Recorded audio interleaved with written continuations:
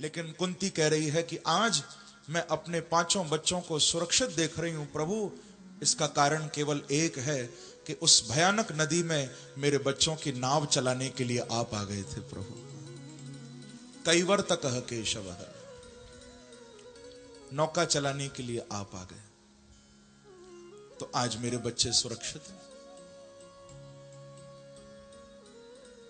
कितना बचाया। कुंती कह रही है प्यारे, एक एक कृपा मुझे याद है। दुर्योधन ने प्रतिज्ञा कर ली थी, कल सूर्यास्त से पहले जयद्रथ को मार डालूंगा। यह प्रतिज्ञा हो गई थी, संकल्प हो गया था। अर्जुन ने घोषणा कर दी, कल सूर्यास्त से पहले जयद्रथ को मारूंगा। अब भगवान के पास जब अर्जुन आए, क्योंकि शाम को सब बैठते थे, सूर्योदय से सूर्यास्त तक युद्ध होता था, शाम को सब बैठते थे, अगले दिन की तैयारी होती थी, मीटिंग होती थी, मंत्रणा होती थी, शाम को सब बैठे। भगवान बोले, अर्जुन तूने ये क्या कह दिया, कल जयद्रथ को मारेगा? बोले हां प्रभु, मैंने प्रतिज्ञा कर ली, कल नहीं छोड़ूंगा जयद्रथ को, बड़ा पापी है, कल मार डालूंगा। और नहीं मार पाया तो संकल्प कर चुका हूं प्रभु, मैं जीते जी अग्नि में जल जाऊंगा, जिंदा जल जाऊंगा। भगवान बोले कि अर्जुन ऐसा संकल्प क्यों कर लिया भैया तूने, क्या तू ये कर पाएगा? बोले करूंगा। भगवान ने बताया कि ये बहुत मुश्किल बात है। पहली बात तो कल तेरे सामने जयद्रथ को कौरव आने ही नहीं देंगे, उसको छुपा के रखेंगे पीछे, चाहेंगे कि तू न मार पाए और जिंदा तुझे जलना पड़े। और यदि तूने कुछ भी करके मार भी दिया तब भी मुश्किल है, क्योंकि जयद्रथ का पिता था जिसका नाम था वृद्धक्षत्र, ये महाभारत का प्रसंग है। उसने सूर्य भगवान से एक वरदान ले रखा था, बड़ा अनोखा वरदान। सूर्य नारायण से यह वरदान प्राप्त कर रखा था कि जो भी मेरे बेटे का सिर काटेगा, यानी जिसके द्वारा मेरे बेटे का सिर नीचे गिरेगा, उसके सिर के 100 टुकड़े हो जाएं। अब यदि तू जयद्रथ को नहीं मार पाएगा तो जिंदा जलना पड़ेगा, और मार भी दिया तो सिर के 100 टुकड़े होंगे। भगवान बोले, अर्जुन तूने ये क्या कर लिया, अब कैसे करेगा तू? दोनों ओर मौत है, मारता है तब भी मरना पड़ेगा, नहीं मारता तब भी मरना पड़ेगा, दोनों ओर मरना है, अब क्या करेगा? अर्जुन ने चरणों में प्रणाम किया और अर्जुन बोले कि प्रभु अब मैं कुछ नहीं करूंगा, अब तो आप ही सब कुछ करोगे, अब तो मुरली मनोहर ही सब कुछ करेंगे, मेरी करने की क्या औकात है? प्रभु मैंने अपने बल पर संकल्प नहीं लिया, मैंने तो आपकी कृपा के बल पर संकल्प लिया है, अब जो करोगे आप करोगे। और ध्यान रखना, यह बात बिल्कुल सच्ची है। प्रबल प्रेम के पाले पड़कर प्रभु को नियम बदलते देखा, प्रबल प्रेम के पाले पड़कर प्रभु को नियम बदलते देखा, अपना मान भले टल जाए पर भक्त का मान न टलते देखा। भक्त के मान को नहीं टलने देते। अगले दिन जब जा रहे हैं, युधिष्ठिर विदा कर रहे हैं, आंखों में आंसू हैं। अर्जुन को जाता हुआ देखकर भगवान को युधिष्ठिर कह रहे हैं, केशव यदि आज शाम को अपने भाई को वापस आता देखूंगा तो ये तुम्हारा ही चमत्कार होगा, नहीं तो और कोई दूसरी दुनिया की ताकत नहीं है जो आज मेरे भाई को वापस ला सके। ये तो मरेगा आज, तुम्हारा ही कोई चमत्कार हो तो शायद फिर शाम को अपने भाई को देख लूं, नहीं तो ये असंभव हो, ये बात हो नहीं सकती। भगवान मुस्कुराए कि तुम चिंता मत करो, मैं हूं ना, मैं खड़ा हूं, लेके आऊंगा। अब महाराज युद्ध हुआ, कथा तो बड़ी विस्तार में, मैं केवल संकेत कर रहा हूं आपको कैसे भगवान लीला करते। जब युद्ध हुआ, 7 अक्षौणी सेना के पीछे जयद्रथ को छुपा दिया, आगे नहीं आने दे रहे। जानते हैं कौरव के सामने पड़ गया तो मारा जाएगा, क्योंकि 18 दिन महाभारत हुई थी। कितने दिन? 18 दिन। महाभारत का युद्ध 18 दिन हुआ था, और 18 दिन में 18 अक्षौणी सेना का विनाश हुआ था। पांडवों की ओर 7 अक्षौणी सेना और कौरवों की ओर 11 अक्षौणी सेना थी। 18 अक्षौणी सेना का 18 दिन युद्ध हुआ था महाभारत में। तो 18 दिन में 11 अक्षौणी सेना पांडवों ने मारी। अभी तो बीच में युद्ध चल रहा है। आज पूरी सेना, 4 अक्षौणी तो मारी जा चुकी है, समाप्त हो चुकी है। 7 अक्षौणी सेना कौरवों के पास बची है। वो पूरी सेना जयद्रथ के आगे खड़ी कर दी। सबसे पीछे जयद्रथ को छुपा दिया, जो अर्जुन ढूंढ ही ना पाए। अब महाराज अर्जुन लड़ता जा रहा है, लड़ता जा रहा है, सुबह से लगा पड़ा है, मार रहा है सेना को। सेना से लड़ते लड़ते ही शाम हो गई। अभी जयद्रथ का तो पता ही नहीं कहां है। सेना से ही लड़ता जा रहा है, छुपा रखा है पीछे। सूर्यास्त दिखाई देने लगा, मानो सूर्य अस्त हो रहे हैं। सबको दर्शन होने लगा। अर्जुन कांपने लगा, भगवान की ओर देखता है। केशव, जितना मेरे से हो सका मैंने किया, आगे आपकी इच्छा। जैसे ही सूर्यास्त हुआ, सबने देखा सूर्यास्त हो चुका है। जयद्रथ पीछे से निकल के आ गया सामने, आगे आ गया। अर्जुन के लिए चिता बनने लगी। चारों तरफ से लकड़ियां लगा दी गई हैं। बीच में वीरासन से अपना गांडीव, धनुष और तीर लेकर अर्जुन बैठ गया, क्योंकि योद्धा है ना, योद्धा की तरह मरेगा। वीरासन से अर्जुन को बिठा दिया गया। जयद्रथ निकल के पीछे से बाहर आ गया। आग लगने वाली है, अर्जुन जलने वाला है, भगवान कृष्ण खड़े हैं, सारा समाज देख रहा है। जयद्रथ कहता है, देखा अर्जुन, मुझे मारना चाहता था, अब गीदड़ की मौत मरेगा। क्या कर लिया तेरे कृष्ण ने, क्या कर लिया तेरे भगवान ने? आखिर मरना पड़ रहा है ना तुझे, मुझे मारने चला था। और महाराज बोले जाए बोले जाए। आग लगने वाली थी, चिता तैयार है, अर्जुन जलने वाला था। जयद्रथ बोलता जा रहा था। भगवान ने कहा कि अर्जुन, बस समय हो गया है, तेरा धनुष तैयार है ना? अर्जुन ने कहा, तैयार है प्रभु। तीर चढ़ा रखा है? बोले तीर चढ़ा रखा है। तो बोले सामने निशाना, खत्म कर इसको। बोले भगवान सूर्यास्त हो गया। बोले नहीं, गौर से देख, अपना सुदर्शन चक्र सूर्य के सामने कर दिया और सूर्यास्त दिखा दिया था। अपने चक्र को हटा लिया, सूर्य भगवान उदय हो गए। अर्जुन ने एक तीर मारा और एक ही तीर में काम तमाम कर दिया। वो तीर चला है, जयद्रथ का मस्तक धड़ से अलग हो गया। पर परेशानी तो अभी भी है। यदि सिर नीचे गिरा तो अर्जुन के सिर के 100 टुकड़े हो जाएंगे। मुश्किल तो अभी भी है। लेकिन देखो उस लीलाधारी की लीला। जब जयद्रथ का सिर उस तीर ने उड़ाया है, तो वो तीर सिर को लेकर आगे बढ़ा है। और नदी के किनारे जयद्रथ का पिता वृद्धक्षत्र हाथ जोड़कर सूर्य भगवान की उपासना कर रहा था। तो पिता की झोली में ही आके सिर गिरा और बाप के हाथ से नीचे गिरा तो बाप के सिर के 100 टुकड़े हो गए। और भगवान के भक्त अर्जुन की रक्षा प्रभु ने की है। बोलो वृंदावन बिहारी लाल की जय। जय जय श्री राधे। अपने भक्त का बाल भी बांका नहीं होने दिया। दोनों बाप और बेटे ऊपर चले गए और अर्जुन कृष्ण के साथ वापस आ गए। भगवान क्या नहीं कर देते बंधु। आप उन पर भरोसा तो रखो। मेरे प्रभु सब कुछ करने के लिए तैयार हैं। मुझे मिल जाए तेरा साथ तो कुछ भी कर दूं, मेरे सर पे हो तेरा हाथ तो कुछ भी कर दूं।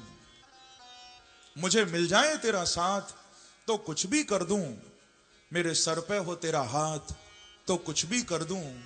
यूं तो कुछ करने के काबिल ही नहीं हूं यारों, पर तेरी कृपा की हो बरसात तो कुछ भी कर दूं।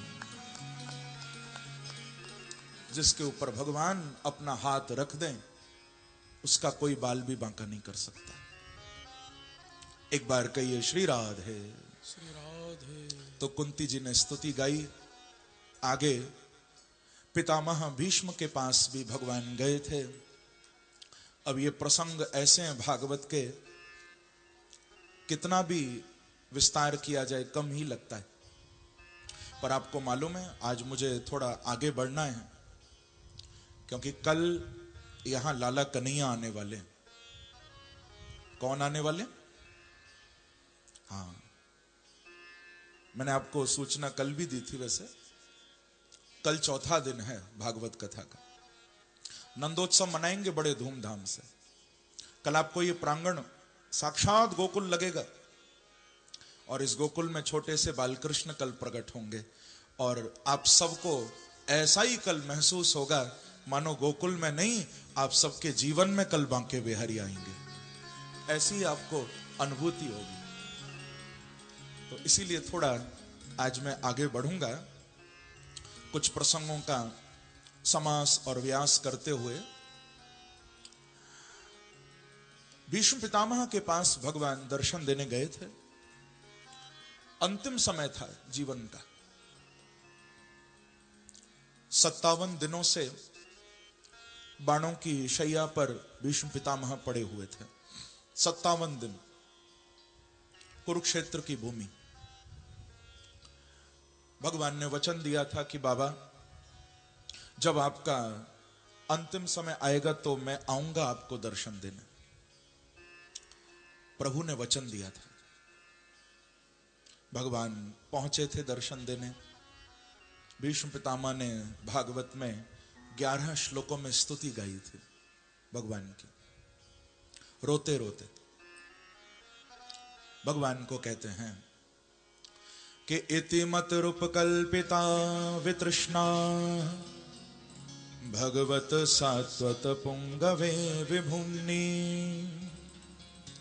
स्वसुखमुपगते क्वचिद् विहर्तुं प्रकृतिमुपेयुषयत् भव प्रवाह। इनकी स्तुति में 11 श्लोक हैं। एक एक श्लोक बड़ा मार्मिक है। भगवान स्वयं चलकर दर्शन देने आए हैं। ये बड़े सौभाग्य की बात है। हम लोग चलकर भगवान का दर्शन करने वृंदावन जाते हैं, या अयोध्या जाते हैं, या हरिद्वार, काशी, द्वारिका, कहां कहां हम चलकर भगवान का दर्शन करने जाते हैं।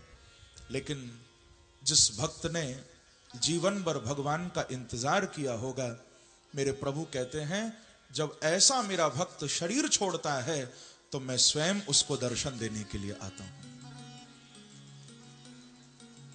भीष्म पितामह ऐसे ही भक्त हैं, भगवान जिनको दर्शन देने आए। कृष्ण सामने खड़े स्तुति कर रहे हैं। कहते हैं कि प्यारे मेरे लिए आप आ गए। आततायनों में मेरे जैसा आतताई, मेरे जैसा दुष्ट, जिसने महाभारत के युद्ध में आपको तीर चलाए थे, आप पर तीर छोड़े थे। क्योंकि जानते हो ना, भगवान कृष्ण सारथी थे अर्जुन के। आप मुझे बताओ, आगे सारथी होता है या आगे रथी होता है? युद्ध लड़ने वाला योद्धा रथी आगे होता है या सारथी आगे होता है? थोड़ा जोर से बोलो ना। सारथी, रथी पीछे होता है, सारथी आगे होता है। जब भीष्म पितामह अर्जुन पर तीर छोड़ते थे तो कृष्ण आगे है ना, अर्जुन पीछे, आगे कृष्ण है। तो तीर अर्जुन के ऊपर छोड़ते थे, लेकिन तीर अर्जुन को नहीं, कृष्ण को लगते थे। आगे भगवान।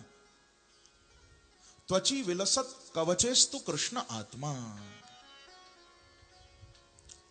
तीर चला चला के, तीर मार मार के भीष्म पितामह ने भगवान का कवच भी तोड़ दिया था। कवच भी टूट गए, भगवान को छाती पर तीर लग रहे थे। लेकिन भीष्म पितामह कह रहे हैं कि प्यारे, मैंने आपके ऊपर तीर चलाए, आपके कवच को भी तोड़ा, आपको इतना कष्ट दिया।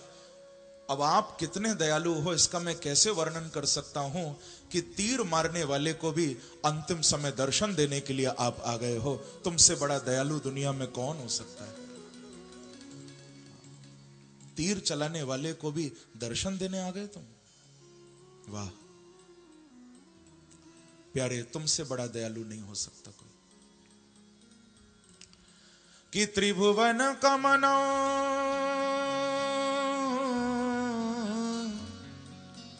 तमाल वर्णम रविकर गौर बरांबरम दधाने वपुरलक कुलावृतान नब्जम विजय सखे रतिरस्तु में नवद्या। हे अर्जुन के सखा, मेरे ऊपर ऐसी कृपा कर दो, आपके चरणों में मेरी अनवद्या रति हो जाए।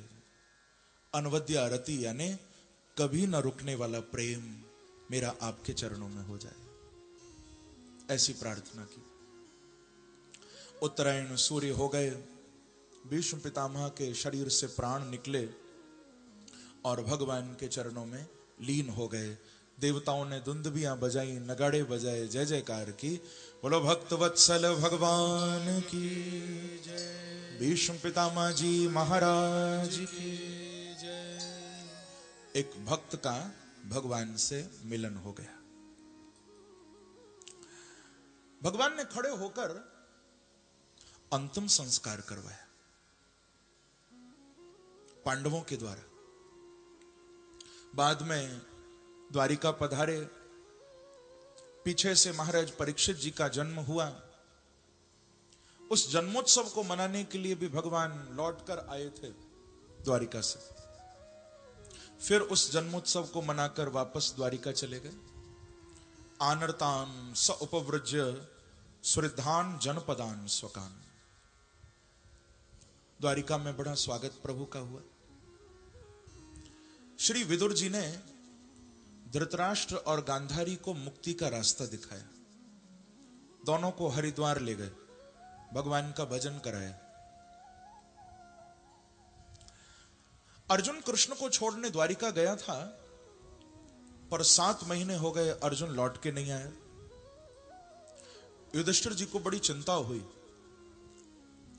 कि गता सप्ताधुना मासा भीमसेन तवानुज नायाति कस्य वा हेतो नाहं वेदेदमंजसा। बड़ी चिंता युधिष्ठिर को हुई। 7 महीने हो गए, भीम अभी तक अर्जुन नहीं आया। क्या बात हो गई? आज से पहले तो कभी ऐसा नहीं हुआ। अर्जुन कभी भी कहीं जाता है, आने में देर हो जाती है तो पीछे से संदेश जरूर भेजता है। अब की बार तो संदेश भी नहीं आया, कोई खबर नहीं। लेकिन इतनी वार्तालाप हो रही थी आपस में, तभी अर्जुन को सामने से आते हुए देखा। अर्जुन आ रहा है। दौड़ पड़े युधिष्ठिर, पकड़ लिया। अर्जुन भैया 7 दिन बाद लौटे हो, क्या हो गया? सब ठीक है ना? क्योंकि आज अर्जुन के माथे पर मुकुट नहीं है, आज अर्जुन के हाथ में गांडीव धनुष नहीं है, आज अर्जुन के चेहरे पर तेज भी नहीं है। ऐसा लगता है मानो किसी ने अर्जुन का सब कुछ छीन लिया, परेशान है। पूछ रहे हैं क्या हो गया? अर्जुन कम से कम यही बता दो भैया, द्वारिका में सब ठीक है ना? कि कच्चित्वं ब्राह्मणं बालम गां वृद्धं रोगिणं स्त्रियं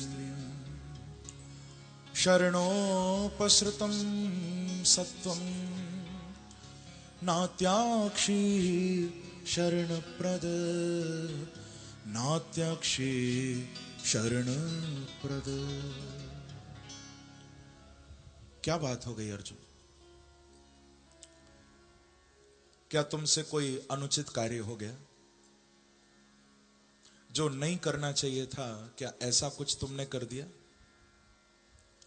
शरण में आने वाले किसी बालक की, किसी वृद्ध की, किसी स्त्री की क्या तुम रक्षा नहीं कर पाए?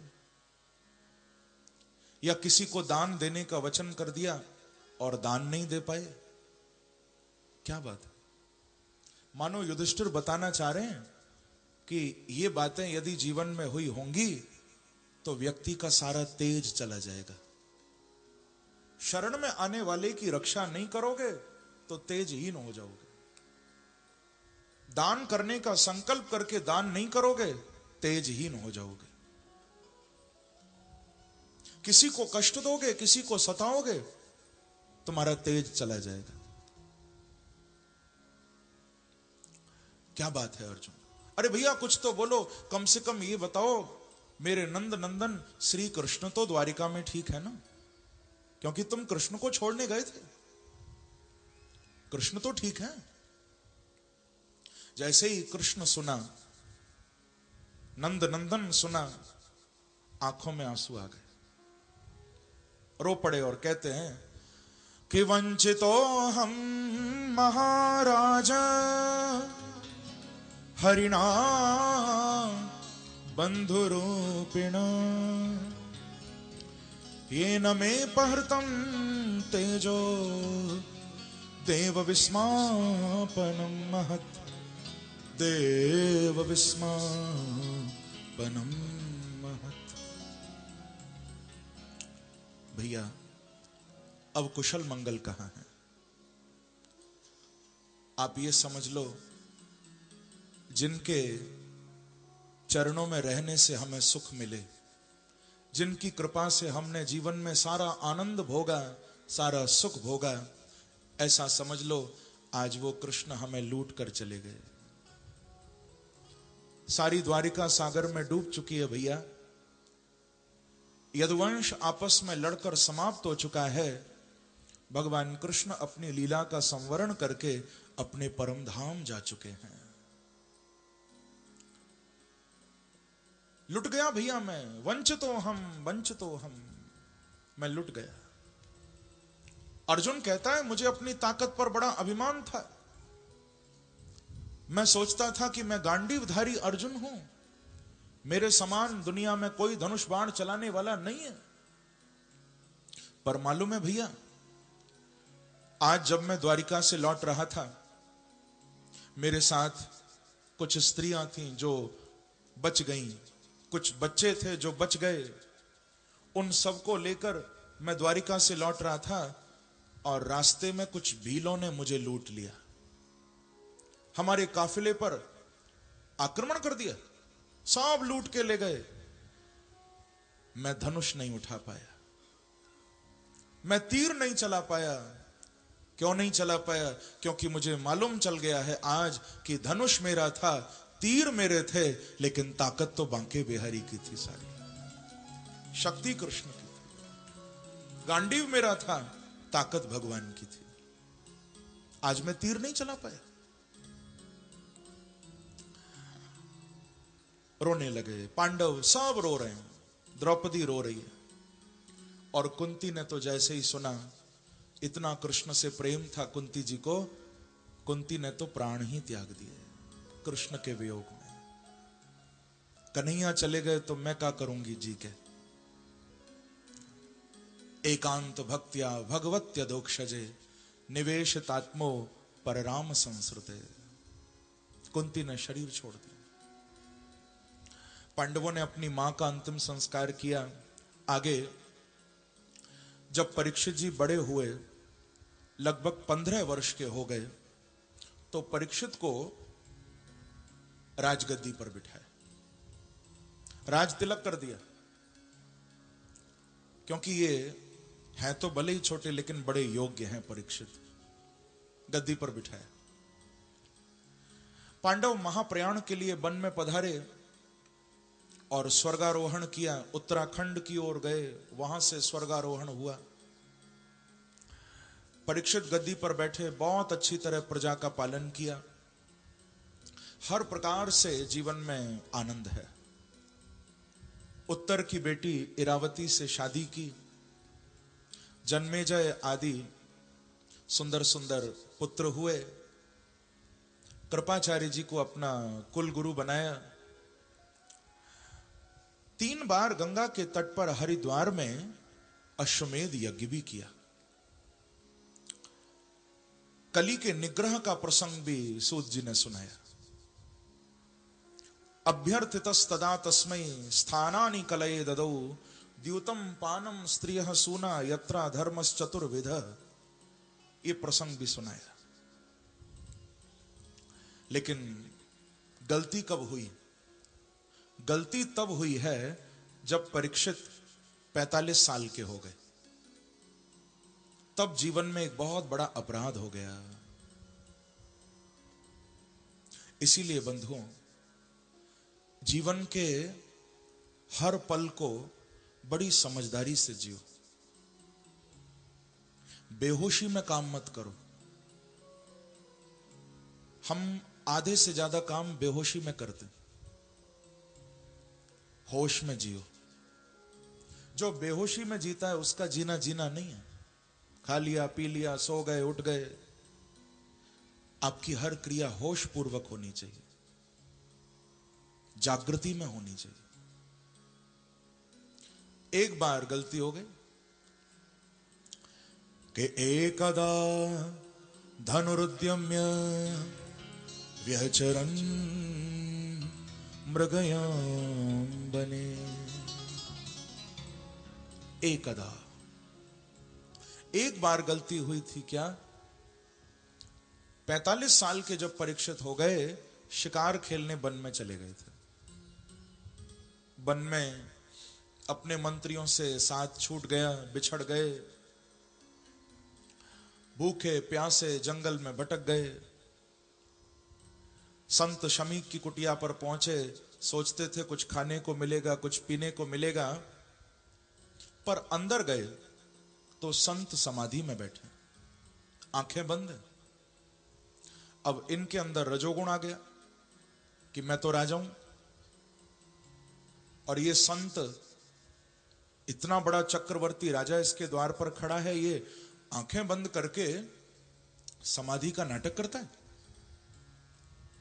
समाधि में सच्चाई नहीं दिखाई दी तो परीक्षा ली। एक मरा हुआ सर्प संत के गले में डाल दिया कि यदि समाधि कच्ची होगी तो आंख खुल जाएगी। पर समाधि सच्ची थी, आंख नहीं खुली। कोई बात नहीं, वापस आ गए अपने महलों में। पर उन संत के जो पुत्र थे, नाम था श्रृंगी, समीक जी के बेटे थे श्रृंगी। जब उन्होंने सुना कि आज मेरे पिता का, इतने बड़े संत का एक दुष्ट राजा ने अपमान किया, श्रृंगी जी को क्रोध आ गया। कौशिकी नदी में स्नान कर रहे थे, नदी का जल हाथ में लिया, उसको अभिमंत्रित किया और शाप दे दिया, इति लंघित मर्यादम तक्षकः सप्तमे हनि। शाप दे दिया। जिस राजा ने मर्यादा का उल्लंघन किया, एक संत का अपमान किया, ऐसे राजा को 7वें दिन तक्षक नाम का सर्प डसे। परीक्षित को जब यह खबर लगी है, परीक्षित तुरंत अपने बच्चों को बुलाते हैं, सारा राज्य सब अपने बच्चों को सौंप दिया, अपने राजसी कपड़े उतार दिए, केवल लंगोटी पहने हैं और निकल पड़े हैं। परीक्षित महलों को छोड़ दिया। बच्चे पूछते हैं, पिताजी कहां जा रहे हो? तो ये नहीं कहते कि मुझे शाप मिल गया, मरने जा रहा हूं, क्योंकि परम भक्त है ना भगवान के। ऐसा नहीं कहा कि मरने जा रहा हूं, या देखो भगवान ने मेरे साथ बुरा कर दिया, 7वें दिन तक्षक डसेगा, ऐसा नहीं बोले।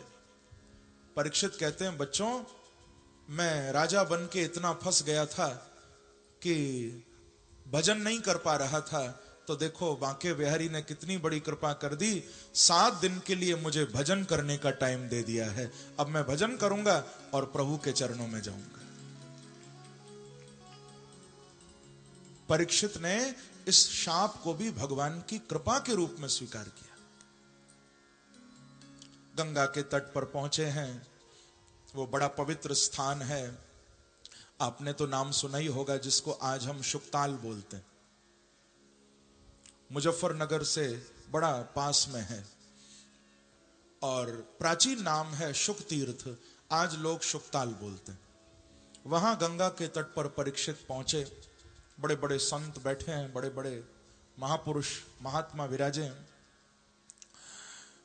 गंगा जी का जलपान किया। यावै लक्षश्री तुलसी विमिश्र कृष्णांघ्रि रेणव व्यधिकांबु नेत्री। गंगा का जल पिया परीक्षित ने, सब संतों को प्रणाम किया, और वहीं गंगा के तट पर सूत जी महाराज कह रहे हैं कि तत्रा भवत भगवान व्यासपुत्रो यदृच्छयागा मटमानो नपेक्षः अलक्षलिंगो निजलाभ तुष्टो व्रतश्च वाले रवधूत वेश। वहीं गंगा के तट पर जिनका दिगंबर भेष है, जिनके भूरे भूरे केश हैं, जो व्यास के आत्मज हैं और ज्ञान के चंद्रमा हैं, ऐसे सुखदेव जी महाराज साक्षात गंगा के तट पर प्रकट हो गए हैं। बोलो सुखदेव जी महाराज की, वृंदावन बिहारी लाल की जय। जय श्री राम। सुखदेव जी आ गए हैं। राजा परीक्षित चरणों में प्रणाम करते हैं, गंगा जल से चरण धोते हैं। गंगा जी बह रही है ना बगल में, हाथों में गंगा जल भर के लाए, चरणों में डाला जल, प्रक्षालन किया, चरण धोए, प्रश्न किया, अतः पृच्छामि संसिद्धिम योगिनाम परमं गुरुम पुरुषस्य यत् कार्यम म्रियमाणस्य सर्वथा। यहां से सुखदेव जी की वाणी प्रारंभ हो रही है। भागवत का 2वां स्कंद राजा के प्रश्न का उत्तर दे रहे हैं। श्री शुक उवाच वरीयानेशते प्रश्न कृतो लोकहितं नृप आत्मवित् सम्मतः पुंसां श्रोतव्यादिषु यः परः श्रोतव्यादिषु यः परः। वाह परीक्षित, कमाल कर दिया तुमने। ऐसा प्रश्न, ऐसा प्रश्न सब नहीं कर सकते जो तुमने किया। मालूम है क्या पूछा? परीक्षित ने पूछा कि गुरुदेव म्रियमाणस्य यत् कार्यम, मरने वाले को क्या करना चाहिए? क्या पूछा? मरने वाले को क्या करना चाहिए? जो मरने वाला है वो क्या करे? आप कहोगे महाराज ये तो वही सुने जो मरने वाला है। ये हमारे मतलब का प्रश्न थोड़ी ना है। इस प्रश्न को तो वही करे, वही सुने जो मरने वाला है। लेकिन ध्यान रखना बंधुओं, सुखदेव जी कह रहे हैं परीक्षित तूने अपने लिए नहीं पूछा। लोक हितम कृतः एषते प्रश्नः वरियान श्रेष्ठ इत्यर्थः। तूने अपने लिए नहीं, लोक हितम कृतः, परीक्षित तूने सारे संसार के हित के लिए पूछा है, इसीलिए आज तेरा प्रश्न श्रेष्ठ हो गया। अपने लिए नहीं पूछा तूने, क्योंकि तेरे ऊपर तो भगवान ने बड़ी कृपा कर दी है। अभी तुझे तो इस बात का पूरा भरोसा है कि 7 दिन से पहले तू मरेगा नहीं। 7 दिन से पहले तुझे कोई मार नहीं सकता। लेकिन संसार के लोगों को तो 7 मिनट का भी भरोसा नहीं है, 7 सेकंड का भी भरोसा नहीं, कब जाना पड़ जाए। इसीलिए बंधुओं, मानो सुखदेव जी ही परीक्षित को आज ये बात कह रहे हैं। कहते हैं कि राजन एक ही काम करो, हो तेरी बिगड़ी बन जाएगी, तू राधे राधे बोल। आप सब गाओगे मेरे साथ? खूब मस्ती में गाना है ना, ताली की सेवा करते हुए गाना खूब। हो तेरी बिगड़ी बन जाएगी, तू राधे राधे बोल। तेरी बिगड़ी बन, सब गाओ, राधे राधे बोल। तेरी बिगड़ी बन जाएगी, तू राधे राधे बोल। तेरी बिगड़ी बन जाएगी, तू राधे राधे बोल। राधे राधे बोल रे बंदे, क्या लागे तेरा मोल रे। राधे राधे बोल रे बंदे, क्या लागे तेरा मोल रे। ओ राधे राधे बोल रे बंदे, क्या लागे तेरा मोल रे। राधे राधे बोल बंदे, कई भाव से ओ तेरी बिगड़ी बन जाएगी, तू राधे राधे बोल। तेरी बिगड़ी बन जाएगी, तो राधे राधे बोल। ओ तेरी बिगड़ी बन जाएगी, तू राधे राधे बोल।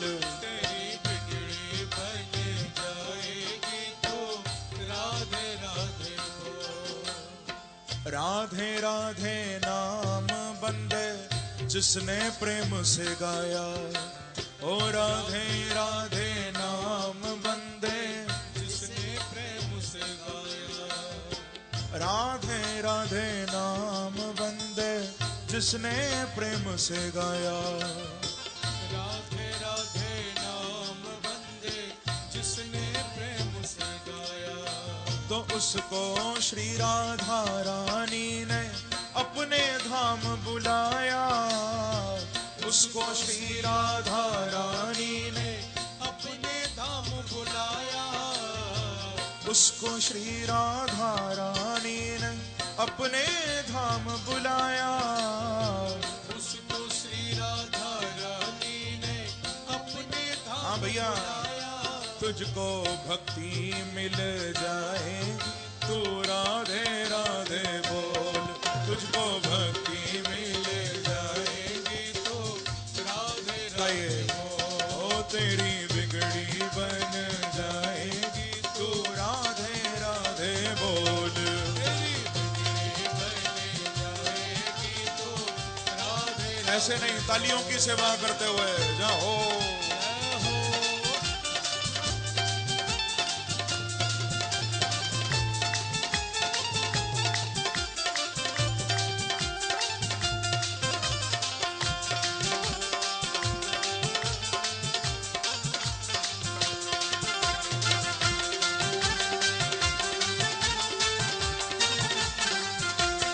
तेरी बिगड़ी बन जाएगी, तू राधे राधे बोल।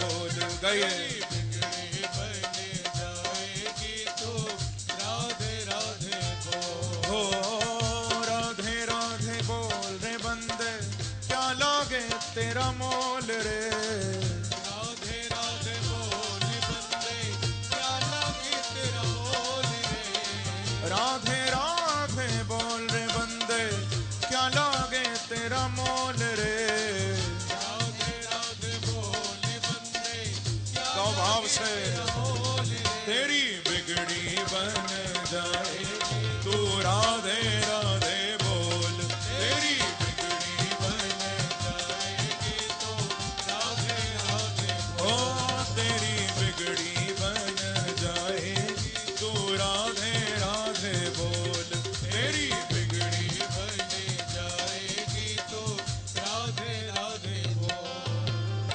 कमा कमा के दौलत तूने भर ली खूब तिजोरी, कमा कमा के दौलत तूने भर ली खूब तिजोरी।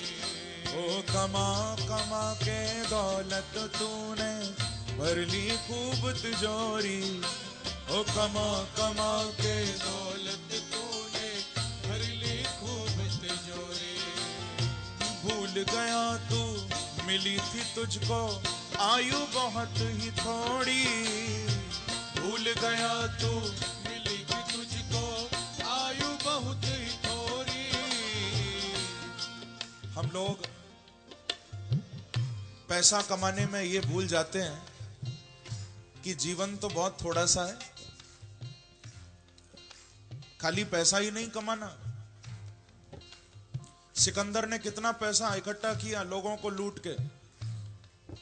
अलेक्जेंडर द ग्रेट जिसको बोला जाता है, महान शासक, पूरी दुनिया जीती सिकंदर ने। इतना खजाना लूटा कि 40 ऊंटों पर सिकंदर के खजाने की चाबियां चलती थी। खजाना नहीं, 40 ऊंटों पर खजाने की चाबियां जाती। लेकिन वो सिकंदर क्या ले गया? इकट्ठे कर जहां के जर सभी मुल्कों के वाली थे, इकट्ठे कर जहां के जर सभी मुल्कों के वाली थे। पर सिकंदर जब गया दुनिया से तो दोनों हाथ खाली थे, कुछ भी लेकर नहीं गया। तो तेरी बिगड़ी बन जाए तू राधे राधे बोल, गाइए।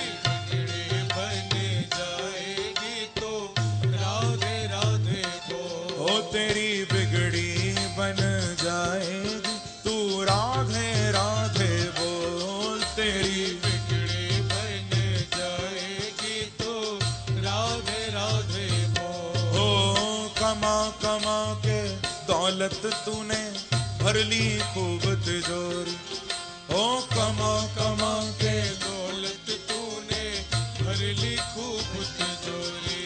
पर भूल गया तू मिली थी तुझको आयु बहुत ही थोड़ी, भूल गया तू मिली थी तुझको आयु बहुत ही थोड़ी। ओ भूल गया तू मिली थी तुझको आयु बहुत ही थोड़ी, भूल गया तू मिली थी तुझको। ध्यान रखना भैया, माया मिट्टी में मिल जाएगी तू राधे राधे बोल, माया मिट्टी में मिल जाएगी तो राधे राधे बोल। तेरी बिगड़ी बन जाएगी तो राधे राधे बोल, तेरी बिगड़ी बन जाएगी तो राधे राधे। पीछे वाले भक्त भी दोनों हाथ उठाकर काली की सेवा करते हुए क्या हो।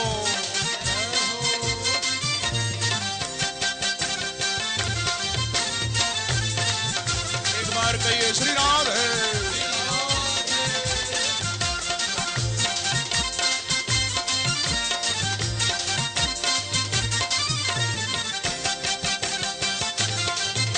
बांके बिहारी लाल की, राधा रानी की।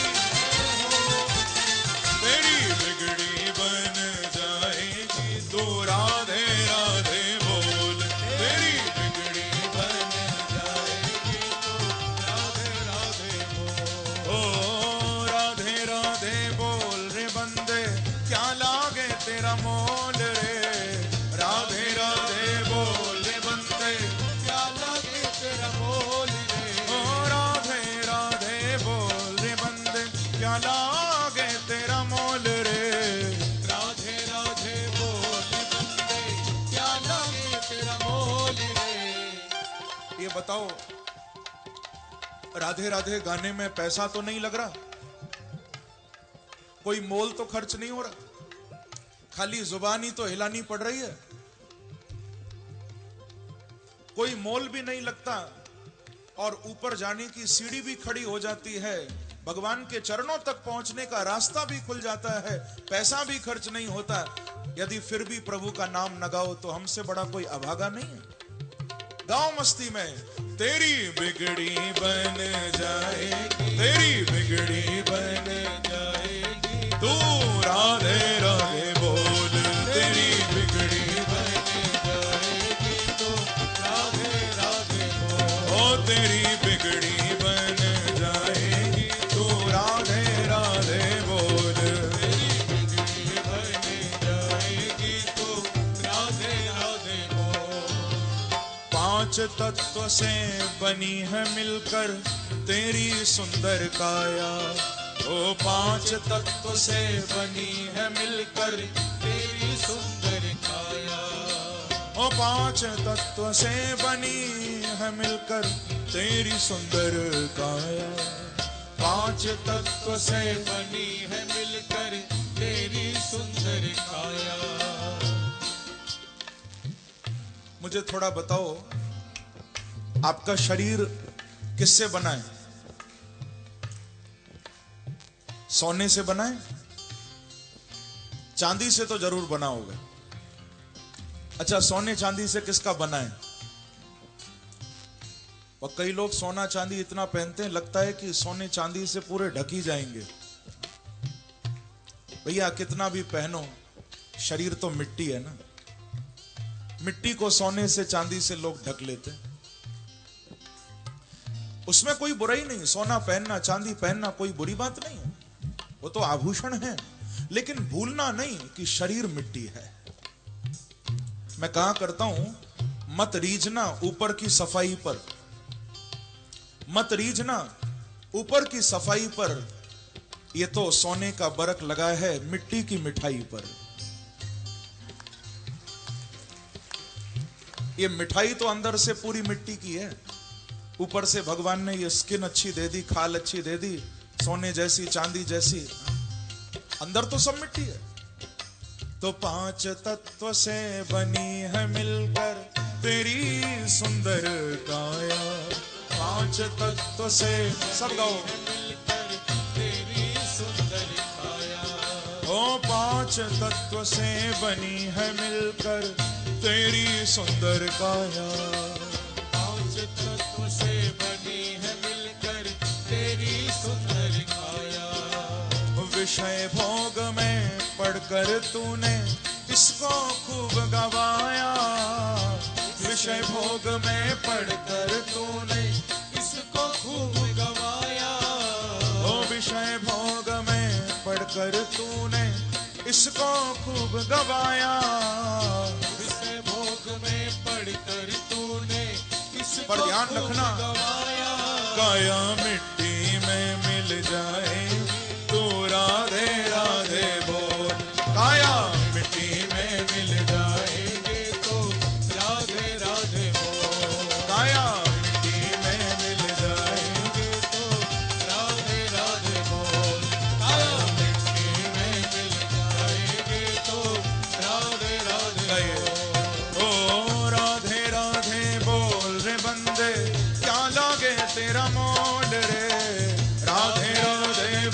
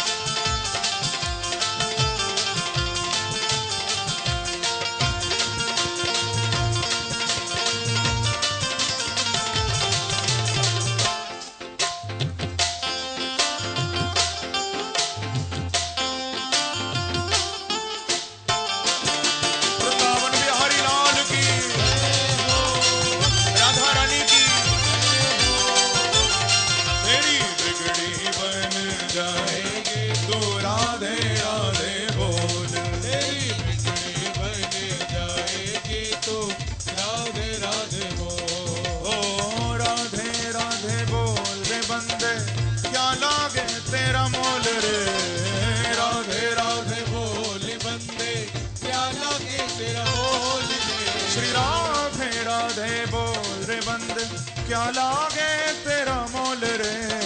राधे राधे बोल बंदे क्या कई भाव से तेरी बिगड़ी बन जाएगी तू राधे राधे बोल। तेरी बिगड़ी बन जाएगी तू राधे राधे ओ तू राधे राधे बोल। तू राधे राधे बोल ओ तेरा क्या लागेगा मोल तेरा क्या लागेगा बोल ओ बंदे राधे राधे बोल रे बंदे राधे राधे बोल ओ तेरा क्या लागेगा मोल तेरा क्या लागेगा बोल ओ बंदे राधे राधे बोल रे बंदे राधे राधे बोल ओ तेरा क्या लागेगा मोल तेरा क्या लागेगा बोल ओ बंदे राधे राधे बोल रे बंदे राधे राधे बोल ओ तेरा क्या लागेगा मोल तेरा। क्या लागेगा बोल। बोलो वृंदावन बिहारी लाल की जय। जय जय श्री राधे। तो इस प्रकार से श्री सुखदेव जी महाराज कहते हैं कि परीक्षित जीवन का आनंद तो इसी में, मृत्यु को यदि सुधारना है तो एकमात्र उपाय प्रभु का नाम, जितना हो सके भगवान का नाम गाओ।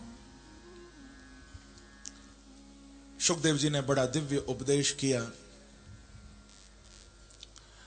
कि तस्माद् भारत सर्वात्मा भगवानीश्वरो हरि श्रोतव्यः कीर्तितव्यश्च स्मर्तव्यः चेच्छता भयम्। यदि अभयम इच्छिता, यदि अभय होना चाहते हो तो 3 काम। जितना हो सके भगवान हरि का श्रवण करो, जितना हो सके भगवान हरि का कीर्तन करो, और जितना हो सके भगवान हरि का स्मरण करो। ये 3 काम बताए। प्रेम से कहो श्री राधे। श्री राधे। बहुत ध्यान देकर सभी सुनना। सुखदेव जी ने परीक्षित के भय को समाप्त किया। यदि अभयम इच्छिता, राजन तुम भगवान की भक्ति, भगवान का भजन कभी भय से मत करना। कई लोग इस भय से भजन करते हैं कि नहीं करेंगे तो भगवान हमें दुख देंगे। लोग सोचते यदि दिन में 2 बार मंदिर नहीं जाएंगे तो भगवान हमारे साथ बुरा कर देंगे। यदि पूजा नहीं करेंगे, पाठ नहीं करेंगे तो भगवान हमारे साथ कुछ गलत कर देंगे। ऐसा नहीं।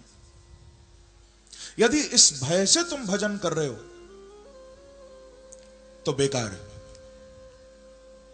भगवान को भय से मत भजो। यदि बांके बिहारी को भजना है तो भय से नहीं, भगवान को प्यार से भजो, प्रेम से भजो। ये कभी नहीं सोचना कि भजन नहीं करोगे तो भगवान कुछ ऐसा वैसा कर देंगे, कुछ गलत कर देंगे। नहीं, परमात्मा ऐसे नहीं है बंधुओं। संसार के लोगों के साथ अच्छा करते हो तो वो तुम्हारे साथ अच्छा करते हैं। आप किसी को देते हो तो शायद तुमको भी कोई देगा, लेकिन परमात्मा कोई लेन देन नहीं करता। तुम उनका नाम गाओ या मत गाओ, तुम उनको पुकारो या मत पुकारो, बांके बिहारी तो फिर भी सबके ऊपर कृपा ही बरसाएंगे। परमात्मा कृपा ही बरसाता है। यदि पुकारोगे तो भगवान पर एहसान नहीं करोगे, तुम अपना ही कल्याण करोगे।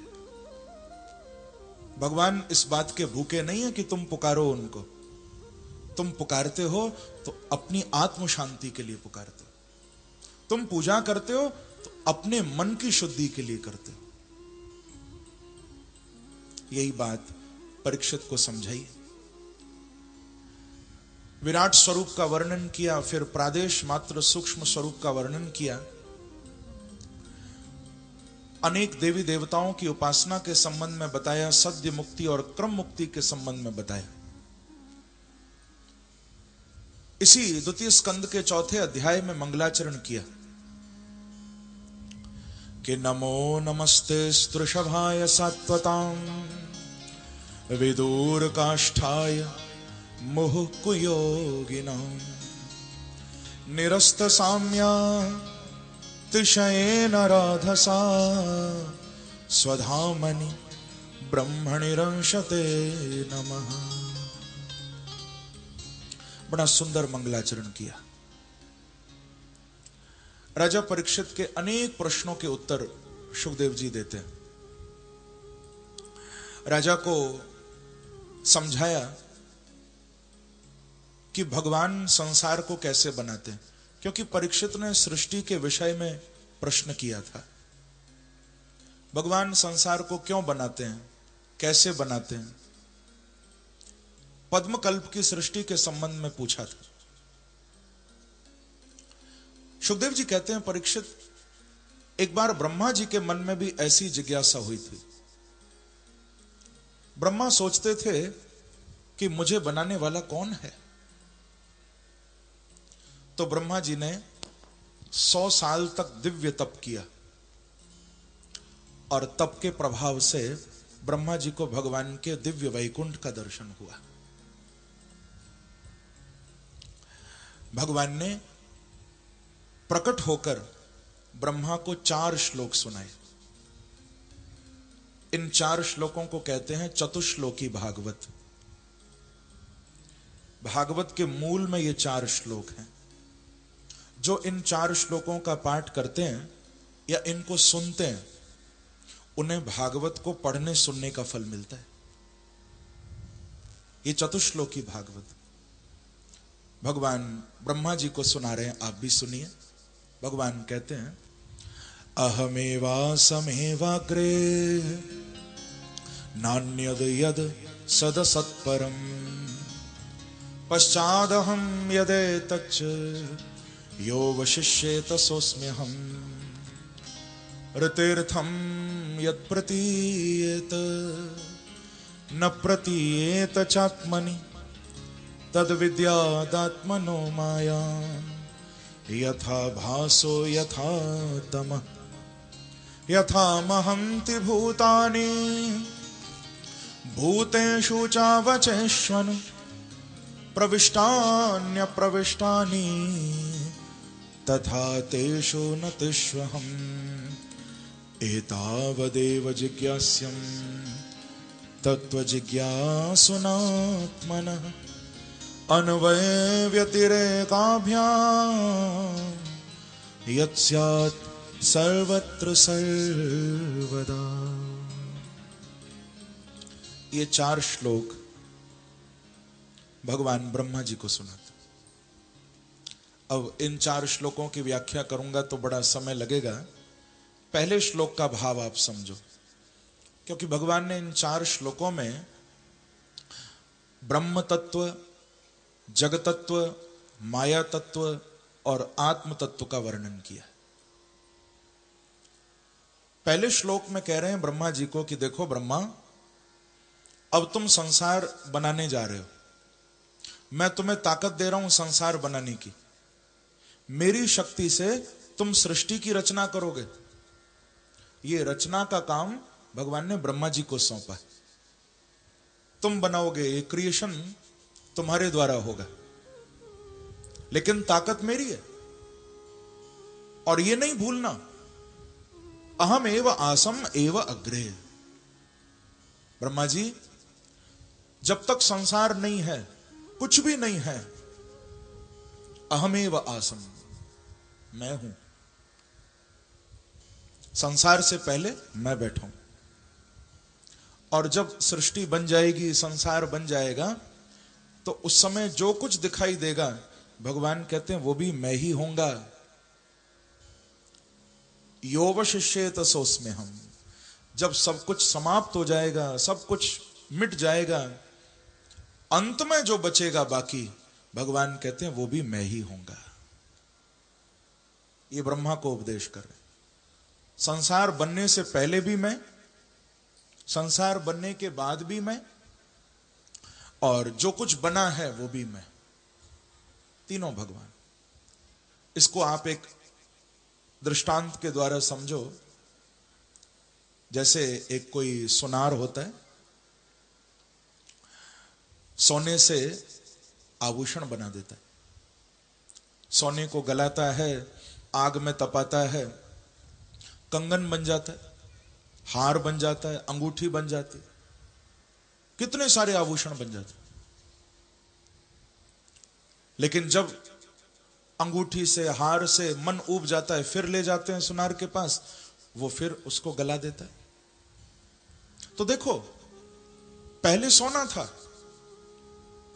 जब अंगूठी बना, हार बना, तो हमने उसको एक पहचान दे दी, एक नाम दे दिया कि ये अंगूठी है, ये कंगन है, ये हार है। पर गौर से देखो तो वो सोना ही है, आकृति बदल गई। अंगूठी बन गया, हार बन गया, लेकिन है तो सोना ही। बाद में जब फिर उसे गला दिया तो फिर सोना ही है। ऐसे ही भगवान कहते मैं ही हूं, ये एक आकार बस दिखाई देता है। ब्रह्मा जी को उपदेश किया, आगे फिर तृतीय स्कंद प्रारंभ हुआ, जिसमें पहले तो विदुर और उद्धव संवाद, फिर विदुर और मैत्रेय संवाद। बड़ा गंभीर प्रसंग है। मैत्रेय ऋषि ने विदुर जी को सृष्टि के संबंध में बड़े विस्तार पूर्वक भागवत में उपदेश किया। बताया कि भगवान के अंदर यह भाव उठता है, एको हम बहुश्यामः। जब भगवान एक से अनेक होना चाहते हैं तो मेरे प्रभु संसार की रचना करते। आप लोगों को यदि एक कमरे में बंद कर दिया जाए और 2-4 घंटे दरवाजा न खोला जाए, या पूरे दिन तुमसे कोई बात न करे, तो तुमको अच्छा लगेगा? कमरे में बंद कर दो, बाहर से ताला लगा दो, कोई मिले नहीं, कोई आए नहीं, जाए नहीं, अच्छा लगेगा? लोग कहते हैं हाँ महाराज रह लेंगे, बस मोबाइल दे देना हमें साथ में।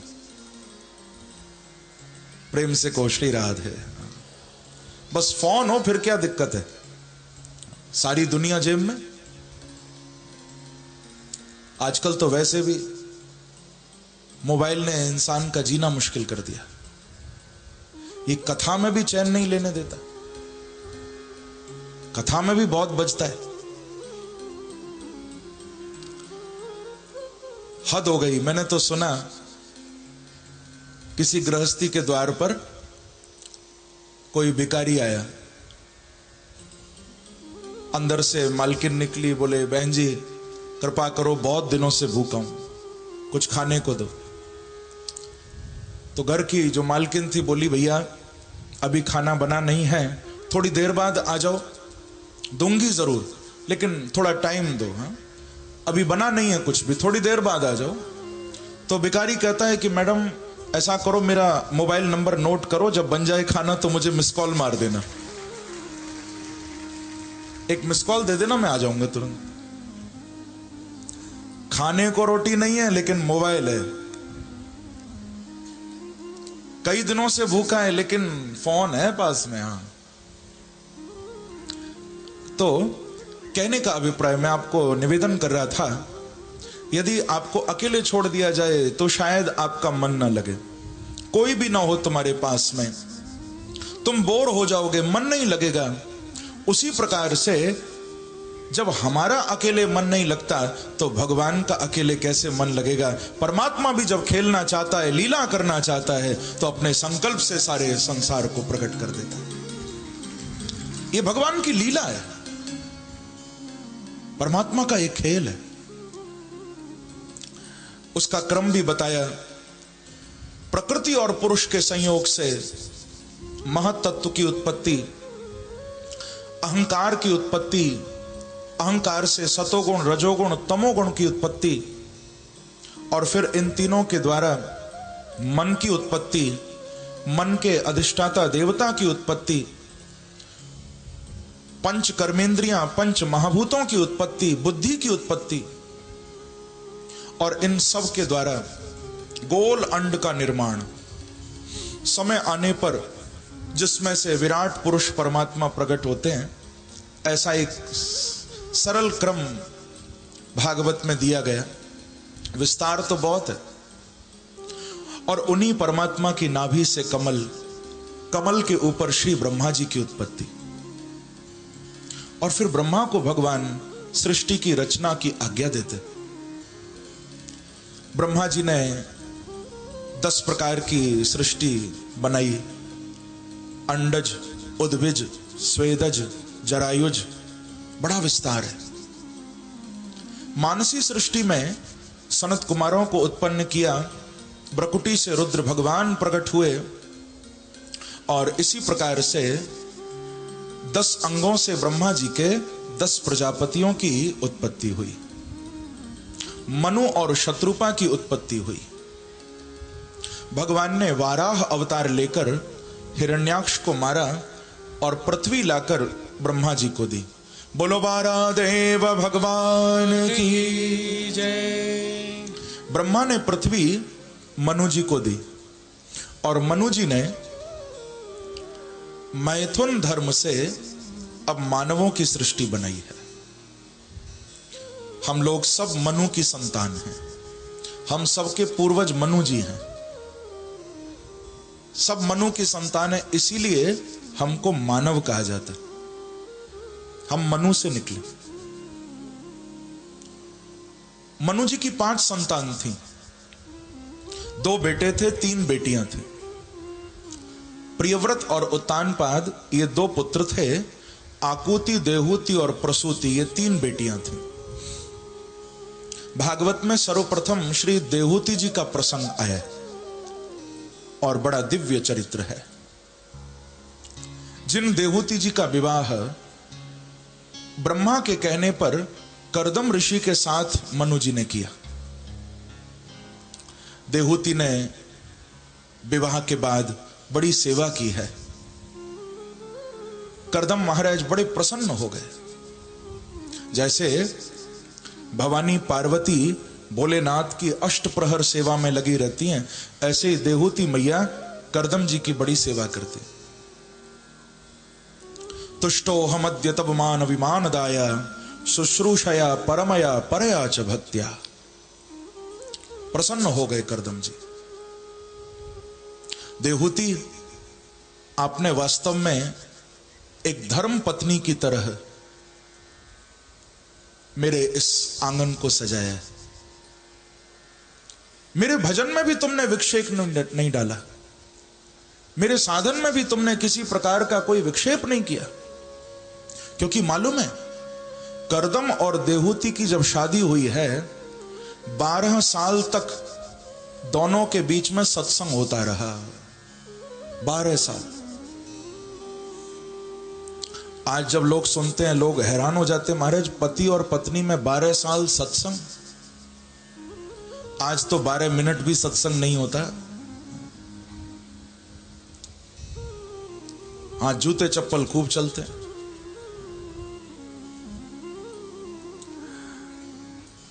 आप देखना, यदि कोई स्त्री और पुरुष बैठे हों, एक दूसरे की ओर से मुंह फेर रखा हो, दोनों अपोजिट डायरेक्शन में देख रहे हो, बात भी नहीं कर रहे हो, देखते भी ना हो, बैठे साथ हों, मुंह दोनों के दूसरी ओर, समझ लेना वो पति पत्नी होंगे। प्रेम से कहो श्री राधे। श्री राधे। ऐसा हाल हो गया, देखने को भी तैयार नहीं। एक पति पत्नी में झगड़ा हो रहा था। पति बोला कि देख, यदि तू ज्यादा परेशान करेगी, मुझे ज्यादा झगड़ा करेगी, तो ये मत भूलना, दशरथ जी की 3 थी, मेरे 2 ऑप्शन अभी भी खुले हुए हैं। पति ने कहा, यदि ज्यादा झगड़ा करेगी, दशरथ जी की 3 थी, मेरे 2 ऑप्शन खुले हैं। पत्नी बोली, जाओ जाओ अपना काम करो, तुम भी मत भूलना, द्रौपदी के 5 थे, मेरे 4 ऑप्शन खुले हुए हैं अभी। बोलो वृंदावन बिहारी लाल की जय। लेकिन देहूति ने बड़ी सेवा की कर्दम जी की। बहुत सेवा की। बाद में फिर घर में 9 कन्याओं का जन्म हुआ।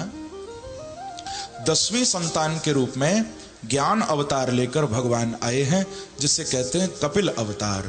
बोलो कपिल देव भगवान की जय। बड़ा सुंदर प्रभु ने ये अवतार लिया। अपने पिता को मई संन्यस्त कर्मणः संन्यास की ओर भेजा। अपनी 9 बहनों के विवाह अलग अलग प्रजापतियों के साथ कराए और फिर अपनी माता देहूति को भगवान भागवत में ज्ञानोपदेश करते। देहूति शरण में आई थी प्रभु की, क्योंकि देखो ज्ञान की यह शर्त है,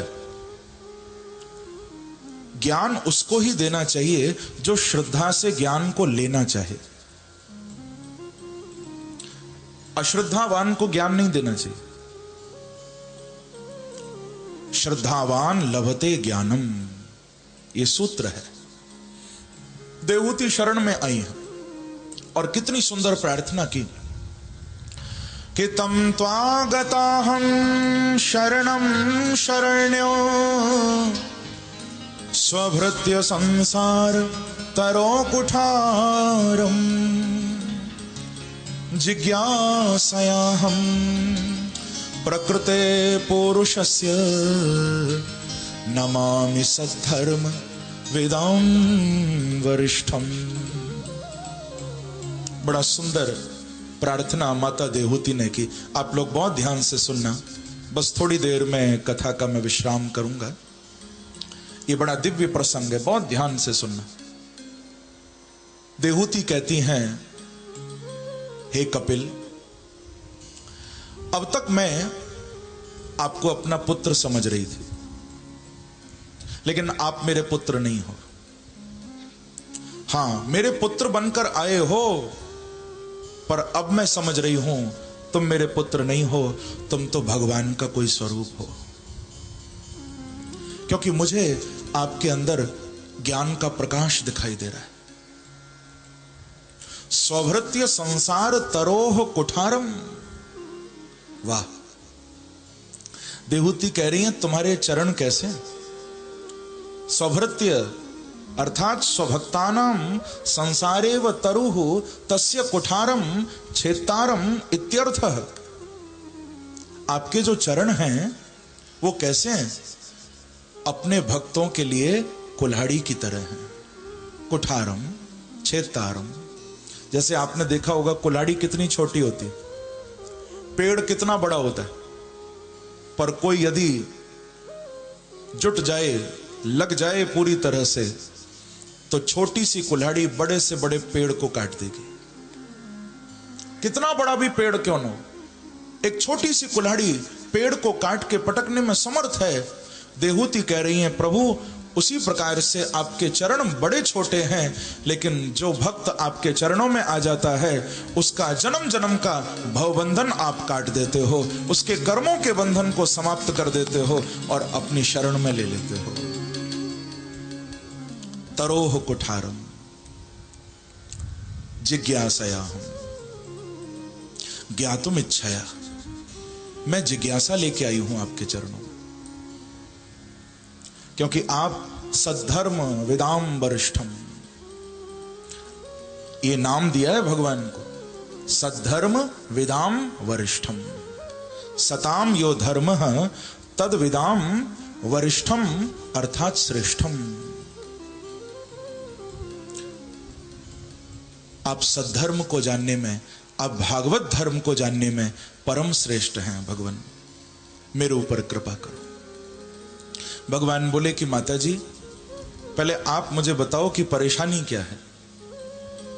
देहूति कहती है, मुझे ये संसार अच्छा नहीं लगता, अब मुझे ये संसार बिल्कुल भी नहीं सुहाता। भगवान बोले, ये परेशानी थोड़ी ना, ये तो बहुत बड़ी बात है, ये तो अच्छी बात है। संसार अच्छा न लगना, इसमें कोई गलत बात नहीं है।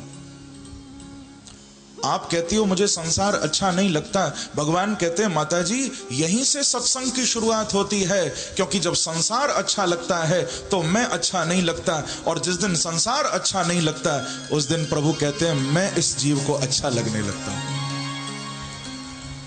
जिसे संसार अच्छा लगेगा उसे भगवान अच्छे नहीं लगेंगे, और जिसको बांके बिहारी अच्छे लगेंगे उसको फिर कोई अच्छा नहीं लगेगा। इसीलिए मैं कहा करता हूं हरि से नयन मिलाकर देखो, ये धोखा भी खाकर देखो, सबसे सुंदर बांके बिहारी तुम जरा वृंदावन जाकर देखो ना। बिहारी जी से ज्यादा प्यारा कौन है? भगवान बोले माता जी ये तो बड़ी अच्छी बात है, यहीं से सत्संग का, यहीं से अध्यात्म का प्रारंभ है। स्पिरिचुअलिटी ये उसकी पहली सीढ़ी है कि संसार अच्छा न लगे। नहीं तो यहां तो लोग आखिरी दम तक संसार को नहीं छोड़ पाते, आखिरी दम तक यही सोचते हैं इतना और मिल जाए, इतना और मिल जाए। तो भगवान ने उपदेश किया अपनी मां को, सताम प्रसंगान मम वीर्ज संविदो भवन्ति हृत कर्ण रसायना कथा। सत्संग की महिमा बताई, सांख्य के 24 तत्वों का वर्णन किया, ध्यान योग का वर्णन किया। संचिंतयेद भगवतस् चरणारविंद वज्रांकुश ध्वज सरो रुहलांछनाड्यम। जीव की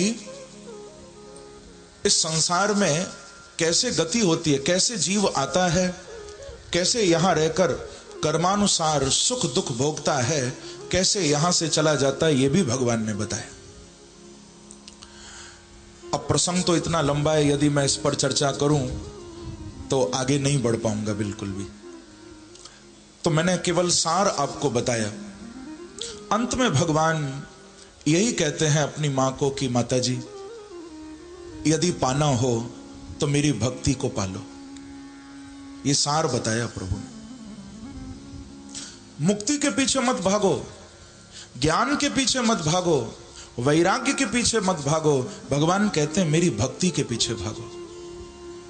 क्योंकि जिसको मुक्ति मिल जाती है मैं उसके आगे चलता हूं, मुक्ति वाला पीछे चलता है, पर जिसको मेरी भक्ति मिल जाती है वो मेरे आगे चलता है, मैं उसके पीछे पीछे चलता हूं। जनयत्याशु वैराग्यम ज्ञानम यद ब्रह्म दर्शनम। भगवान कह रहे हैं भक्ति ही जीवन में ज्ञान और वैराग्य का उदय कराएगी। ऐसा प्रभु ने उपदेश अपनी मां को किया। आगे चतुर्थ स्कंद भागवत में प्रारंभ हुआ, मनोस्तु शतरूपायाः त्रिस्रः कन्यास्य जग्गिरे। मनु जी की अन्य बेटियों का प्रसंग भी सुनाया, जिनमें आकुति नाम की जो इनकी बेटी थी, देहूति की कथा तो आपने सुन ली, आकुति नाम की जो बेटी है मनु की, उनका विवाह रुचि प्रजापति के साथ हुआ, और जिनके यहां भगवान यज्ञ बनकर आए। बोलो यज्ञ नारायण भगवान की जय। ऐसे ही जो सबसे छोटी प्रसूति नाम की बेटी थी, उनका विवाह दक्ष प्रजापति के साथ हुआ। इनके यहां 16 बेटियां हुई, 16 में सबसे छोटी थी जिनका नाम था सती। ब्रह्मा के कहने पर दक्ष ने सती का विवाह भोलेनाथ के साथ किया। किसके साथ किया? बोलो शंकर भगवान की जय। भोले बाबा के साथ विवाह किया। अब शिव दामाद हैं और दक्ष ससुर हैं। परीक्षित पूछते हैं कि गुरुदेव, मैंने तो सुना है बड़ा मधुर संबंध था शिव का और दक्ष का, ससुर और दामाद का, लेकिन हमने ये भी सुना है कि एक बार दोनों में झगड़ा हो गया था। यदि कुछ हुआ हो तो मैं जानना चाहता हूं क्यों हुआ। सुखदेव जी कहते हैं, परीक्षित तुमने बिल्कुल ठीक सुना, झगड़ा हुआ, लेकिन एक बात तुमने गलत पूछी। तुमने पूछा कि शिव का और दक्ष का झगड़ा हुआ, वो प्रसंग सुनना चाहते हो? नहीं, झगड़ा शिव ने नहीं किया। हुआ तो था, लेकिन झगड़ा करने वाला दक्ष था, शिव नहीं थे। शिव का स्वभाव नहीं है झगड़ा करने का। भोले बाबा जैसा दयालु देवता ही नहीं हो सकता कोई। भोले बाबा जैसा जल्दी प्रसन्न होने वाला कोई देवता नहीं हो सकता। मेरे बांके बिहारी तो बड़ा रुलाते हैं, ऐसे नहीं मानते, टेढ़ी टांग वाले हैं ना, आंसू निकलवा लेते हैं तब तक नहीं मानते। लेकिन भोलेनाथ तो इतने दयालु हैं, कोई एक चुल्लू जल ही चढ़ा दे तो भोले बाबा प्रसन्न हो जाते हैं। कृष्ण तो टेढ़े हैं, लेकिन शिव तो बड़े भोले। और राम जी ने तो यहां तक कह दिया कि शिव की भक्ति किए बिना कोई मुझे नहीं पा सकता। कोई कहे कि मैं राम का या कृष्ण का भक्त हूं और भोलेनाथ की उपेक्षा करे, शिव का तिरस्कार करे, भगवान कहते हैं वो तो सपने में भी मुझे नहीं पा सकता। शिवद्रोही मम दास कहावा, ऐसा व्यक्ति स्वप्न में भी मुझे कभी नहीं पाएगा। तो भोलेनाथ जैसा कौन हो सकता है? आपने कथा सुनी होगी, काशी में गुणनिधि नाम का चोर था। दिन भर चोरी करता था, रात भर चोरी करता था। एक बार चुराने के लिए कुछ मिला नहीं, शिव के मंदिर के सामने से जा रहा था। भोलेनाथ के मंदिर में उसने झांक के देखा, पैसे वैसे तो नहीं थे, पर ऊपर घंटा लटका हुआ था। चोर ने जब देखा, सोचने लगा कि आज कुछ चुराने को नहीं मिला, भोले बाबा के तो हजारों भक्त हैं, कोई भी फिर घंटा चढ़ा देगा मंदिर में। आज ऐसा करता हूं, मैं इस घंटे को चुराता हूं, बाजार में बेचूंगा, कुछ तो मिलेगा। तो उस चोर की बुद्धि ऐसी खराब हो गई कि शिव के मंदिर में वो घंटा चुराने आ गए। अब उछलता है बार बार, हाथ नहीं पहुंचता, बार बार कोशिश करता है, हाथ ऊपर नहीं पहुंचता। जब किसी भी प्रकार से वो उस घंटे को नहीं उतार पाया तो क्या किया, शिव की पिंडी के ऊपर पैर रख के ऊपर चढ़ गए।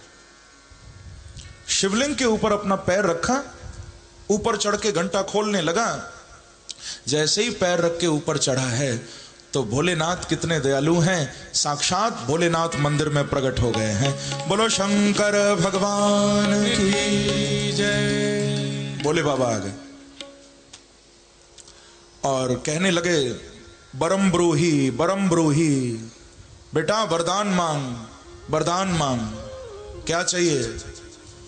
वो चोर बोला, पहले ये बताओ तुम्हें बुलाया किसने? प्रेम से कहो श्री राधे। भोलेनाथ कह रहे हैं वरदान मांग। वो कहता है तुम्हें बुलाया कौन ने, तुम आ कैसे गए?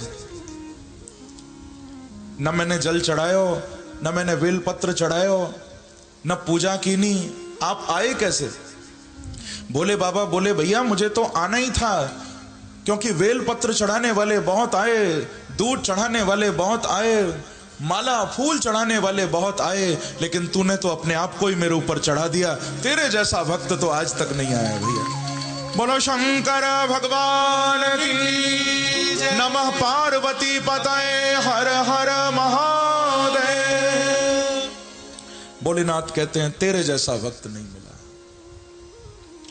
तो शिव जैसा कौन हो सकता है?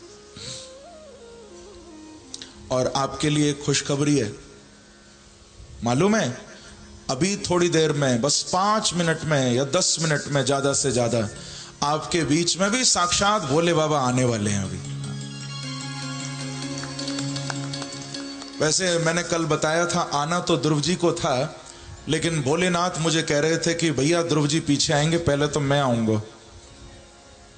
तो ध्रुव जी आप पीछे उनका चरित्र कथा सुनोगे, संभवतः मैं कल ही अब आपको सुनाऊंगा, लेकिन अभी भोलेनाथ हमारे बीच में आएंगे। बस थोड़ा सा प्रसंग में ले लूं, आप 5-10 मिनट धैर्य से बैठो, बस भोले बाबा आने वाले। और बड़ा दिव्य झांकी, बड़ा दिव्य स्वरूप उनका हम दर्शन करेंगे अभी। बोलो शंकर भगवान की। जय। तो भागवत में सुखदेव जी कहते हैं, परीक्षित, दक्ष ने झगड़ा किया था, शिव ने नहीं किया था। झगड़ा भी क्या था? यज्ञ में जहां सब बड़े बड़े देवता आए, देखो माताओं से प्रार्थना है, आगे मत आओ, वहीं बैठो, जहां बैठे हो वहीं बैठे रहो, सब जगह दिखेंगे भोले बाबा, चिंता मत करो, वहीं बैठो। विश्व सृष्टाओं के यज्ञ में जहां बड़े बड़े देवता आए थे, ब्रह्मा भी बैठे, भोलेनाथ भी बैठे, इंद्र वरुण सब बैठे, उस सभा में दक्ष का आगमन हुआ। देखो इसका एक नियम था, ये किसी भी सभा में जाता था तो सबसे अंत में जाता था। अंत में क्यों जाता? मन में सोचता था कि यदि मैं पहले जाऊंगा तो मेरे बाद जितने भी आएंगे मुझे उठकर सबको आदर देना पड़ेगा, और यदि अंत में जाऊंगा तो फिर जितने भी आए होंगे वो उठकर मुझे आदर देंगे। सम्मान की भूख थी। और ध्यान रखना, सम्मान की भूख ही तुम्हारा अपमान करवाएगी। जितनी सम्मान की भूख होगी आपका अपमान भी जल्दी होगा, क्योंकि आज इंसान का स्वभाव ऐसा बन गया है, आदर लेना तो चाहता है पर देना नहीं चाहता। ये तो चाहते हैं कि हमें सम्मान मिले पर देते नहीं। पर मैं कथा में कहा करता हूं बंधुओं, जिसने अपने जीवन में लेने की जगह सम्मान देना सीख लिया, उसको जीवन में बिना मांगे हमेशा सम्मान मिलेगा। जिसने देना नहीं सीखा उसको तो अपमानित ही होना पड़ेगा। सम्मान देना सीखो, झुकना सीखो, दूसरे को आदर देना सीखो। प्रेम से कहो श्री राधे। श्री राधे। दक्ष ने शिव का अपमान करना प्रारंभ कर दिया, क्योंकि बाकी सब उस सभा में खड़े हो गए, जितने भी देवता गंधर्व थे, ब्रह्मा नहीं उठे और भोले बाबा नहीं उठे। दक्ष पागल हो गया शिव को देखकर कि देखो मेरे दामाद हैं, एषमे शिष्यताम प्राप्त है, दामाद तो बेटे की तरह होता है, फिर भी मेरे आने पर खड़े नहीं हुए। आप लोग ये मत सोचना कि भोले बाबा जानबूझ के खड़े नहीं हुए, नहीं नहीं, शिव ऐसा नहीं कर सकते कभी। भोले बाबा तो सबको आदर देने वाले हैं, खड़े हो नहीं पाए, मालूम ही नहीं चला उनको तो कि दक्ष कब आया। भाई किसी पर एक नशा चढ़ा हो तो व्यक्ति कुछ सोच नहीं पाता, समझ नहीं पाता, सुध बुध खो बैठता है। एक नशा यदि किसी ने कर रखा हो तो वो होश में नहीं रहता। अब आप सोचो, भोलेनाथ पर तो दो दो नशे चढ़े रहते हैं हमेशा। एक तो भांग का नशा और दूसरा राम के नाम का नशा। दो नशे कि तुम पुनि राम राम दिन राति, सादर जपहु अनंग आराती। तुम पुनि राम राम दिन राति। रामचरितमानस में पार्वती कहती हैं, हे नाथ, आप तो निरंतर राम के नाम में डूबे रहते हो, राम राम करते रहते हो। तो ये नाम का नशा। अब दक्ष का आगमन हुआ, भोलेनाथ अपनी मस्ती में बैठे हैं, अपने प्रभु का स्मरण कर रहे हैं, लाग समाधि अखंड अपारा। उनको मालूम ही नहीं चला ससुर जी कब आ गए, और ससुर जी तो ऐसे ही आए कि आते ही गाली बकना शुरू कर दिया। हाँ, शिव को अपशब्द बोले भागवत में, तमाम बातें कहीं, रुंड मुंडों की माला पहनते हैं, चिता की भस्म लगाते हैं, प्रेतों का संग करते हैं, स्मशान भूमि में रहते हैं, दुनिया भर की बातें कही। लेकिन भोले बाबा ने कोई जवाब नहीं दिया। यह है शिव की साधुता।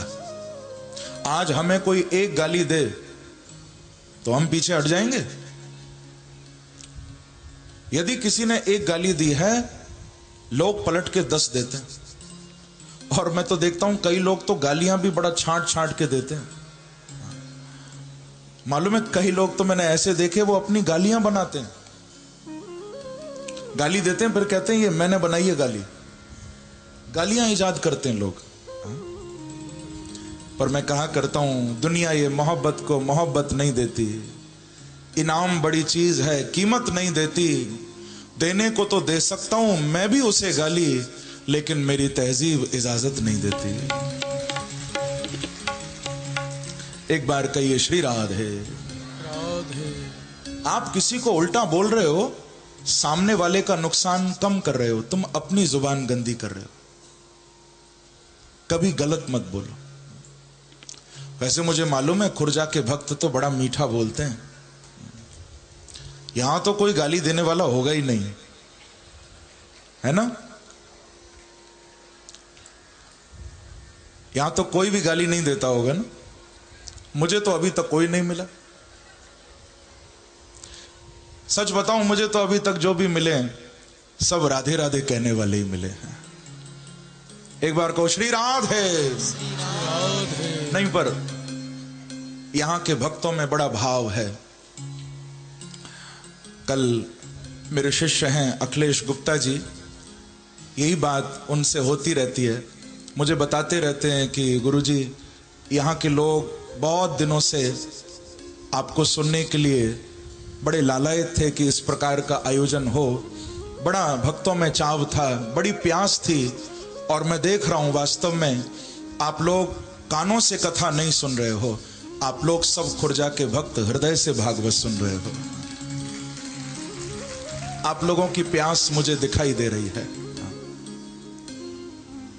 तो कहने का अभिप्राय बंधु, अपनी जुबान को कभी गंदा मत करो।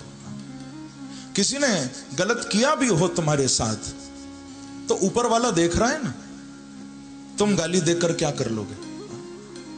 सबका किया सबके साथ है। यदि कोई ऐसा व्यक्ति हो जिसको गालियां बकने की आदत हो, कड़वा बोलने की आदत हो, ऐसे लोग होते हैं। मुझे कहते हैं कई लोग आके कि महाराज हम तो जब तक उल्टा ना बोल लें, कड़वा ना बोल लें। कई तो सास आई मेरे पास, बोली महाराज कोई उपाय बताओ जब तक बहू को 10-20 गाली न सुना दें खानो नाए पचे।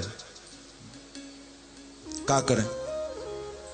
तो भैया उपाय एक ही है। यदि वाणी को शुद्ध रखना है, यदि वाणी को संभालना है, तो वाणी से हरि नाम गाना शुरू कर दो। जिस वाणी से हरि नाम निकलने लग जाएगा, उस वाणी से कभी गालियां नहीं निकलेंगी। प्रभु का नाम गाने की आदत डाल लो, गालियां नहीं निकलेंगी। बोले बाबा कुछ भी नहीं बोले, दक्ष ने शाप भी दे दिया कि अयम तो देवयजना इंद्रोपेन्द्रादिर्भवः सहभागं न लभतां देवैर्देव गणाधमः। शाप भी दे दिया, आज के बाद यज्ञ तो होंगे पर किसी भी यज्ञ में शिव के नाम की आहुति नहीं डाली जाएगी। देवताओं को बुलाया जाएगा, यज्ञ भी होंगे पर शिव को कोई नहीं बुलाएगा, ऐसा शाप दे दी। और फिर आगे शिव का अपमान करने के लिए यज्ञ भी किया था दक्ष ने। जिस यज्ञ में हरिद्वार में हुआ था, वो कंखल में, आप हरिद्वार जाओगे तो पहले कंखल पड़ेगा। उस कंखल के क्षेत्र में गंगा के किनारे बृहस्पति सब नाम का यज्ञ किया। सबको बुलाया यज्ञ में, शिव को नहीं बुलाया, अपनी बेटी सती को भी नहीं बुलाया। भोलेनाथ को तो कोई चिंता ही नहीं, कोई परवाह ही नहीं, जाना भी कौन चाहता है। लेकिन बेटी मचल गई, सती जी मचल गई। और क्यों न मचलें? यदि मायके में मां के दरवाजे पर, बाप के दरवाजे पर कुछ होगा बेटी न आई ये कैसे हो सकता है? बेटी तो तड़पती है कोई खबर आ जाए और मां का, पिता का आशीर्वाद लेने का मौका मिल जाए। बेटी तो तड़पती है, कोई बहाना बन जाए। सती मचलने लगी। शिव को कहा कि प्राणनाथ आज्ञा दो तो मैं जाऊं पिता के यज्ञ को देखने। शिव बोले कि सती जाने को तुम जा सकती हो, क्योंकि शिष्य गुरु के द्वार पर, भक्त भगवान के दरवाजे पर, बेटी मां बाप की चौखट पर बिना बुलाए भी जा सकती है। बुलावे की जरूरत नहीं है, तुम जा सकती हो सती। लेकिन इतना मत भूलना कि वहां तुम्हारा अपमान ही होगा। भले तुम चली जाओ पर तुम्हें आदर नहीं मिलेगा, अपमानित होना पड़ेगा। और सती पराये व्यक्ति से अपमान हो जाए तो फिर भी सहन किया जा सकता है, पर जब अपने ही अपमान करते हैं तो भोले बाबा कहते हैं मरणाय कल्पते, वो तो मरण तुल्य हो जाता है। जहां पर आंखों में तुम्हारे लिए प्यार न हो, गोस्वामी जी के ये दो दोहे बड़े प्रसिद्ध हैं। जहां नैनन नहीं स्नेह, आंखों में प्रेम न हो, तुलसी तहां न जाइए चाहे कंचन बरसे मेघ। जहां आंखों में प्यार न हो वहां आकाश से सोना क्यों न बरसे, जाना नहीं कभी। और आवत ही उठकर मिले, जावत देवे रोए, तुलसी ऐसे मीत घर भूखे रहिए सोए। जहां प्रेम न हो वहां सोना भी क्यों ना बरसे, कभी नहीं जाना। लेकिन जहां पर तुम जाओ और उठकर तुम्हें गले लगाया जाए, जब तुम निकलने लगो आंखों में उनके आंसू आ जाएं तुम्हारे लिए, ऐसा कोई तुम्हारा अपना हो, भैया उसके यहां तो चाहे भूखा भी रहना पड़े फिर भी रह लेना, क्योंकि वहां जाने में कोई दोष नहीं है। पर जहां प्रेम न हो वहां नहीं जाना कभी। एक बार कहिए श्री राधे। श्री राधे। बड़ा समझाया, सती नहीं मानी, वहां गई। जो शिव ने कहा था वही हुआ, अपमानित होना पड़ा। पिता मुंह फेर के चला गया। सती की बहन तो ताना मारने लगी। एक बात बताऊं आपको, यदि हां कहो तब तो बताऊं, प्रेम से कहो श्री राधे। सच्ची बात है, आज का समय तो ऐसा आ गया है, गोली मारने से इतने लोग नहीं मरते होंगे जितना ताने मारने से मरते। सच कह रहा हूं या झूठ कह रहा हूं? आज ऐसे ऐसे लोग हैं, गोली की जरूरत नहीं उन्हें, वो बातों से ही मार देंगे सामने वाले को।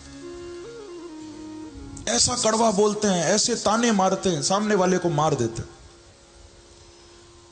अब सती की बहनों ने झगड़ा नहीं किया, ताना मारती, देखते ही कहती हैं देखो अब तो लोग दूसरों के यहां बिना बुलाए भी आने लगे हैं। सती को देखकर बोल रही, अब तो बिना बुलाए भी पहुंच जाते हैं लोग, ताना मार रहे।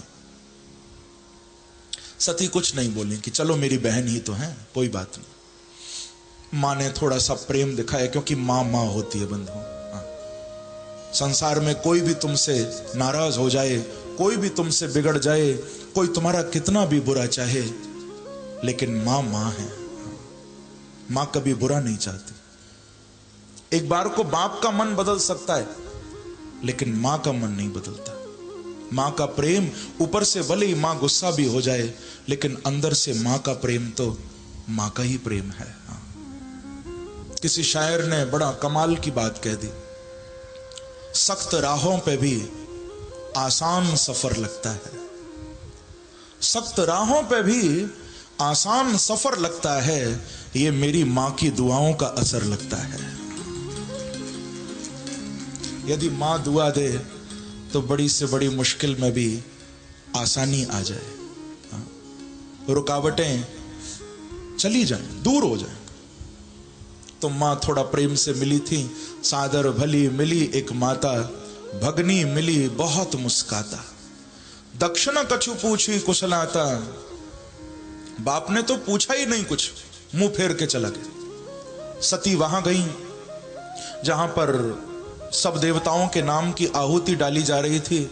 इंद्राय स्वाहा, वरुणाय स्वाहा, कान लगा के सुन रही हैं। कोई एक बार कह दे शिवाय स्वाहा, पर किसी भी यज्ञकर्ता ब्राह्मण ने शिव के नाम की आहुति नहीं डाली। अरुद्रभागम तमवीक्षचाध्वरम, आज सती ने उस यज्ञ को अरुद्र भाग देखा। अरुद्र भाग यानी उसमें सबके लिए भाग है, पर रुद्र के लिए यानी शिव के लिए भाग नहीं है। अरुद्र भागम। क्रोध आ गया सती जी को। अच्छा, मेरा पिता इतना ईर्ष्यालु, इतनी ज्वेलसी, इतनी मन में कड़वाहट। देखो, यदि कहीं पर कोई तुम्हारे प्रभु का अपमान कर रहा हो, आपके इष्ट का कोई अपमान कर रहा हो, शक्ति हो तो उसे रोकना, न रोक सको तो कान में उंगली जरूर डालना, पर अपने प्रभु की निंदा नहीं सुनना कभी। हरि हर निंदा सुनई जे काना, होत पाप गोघात समाना। अपने प्रभु की बुराई नहीं सुनना कभी। या तो रोको उसको या फिर वहां से हट जाओ।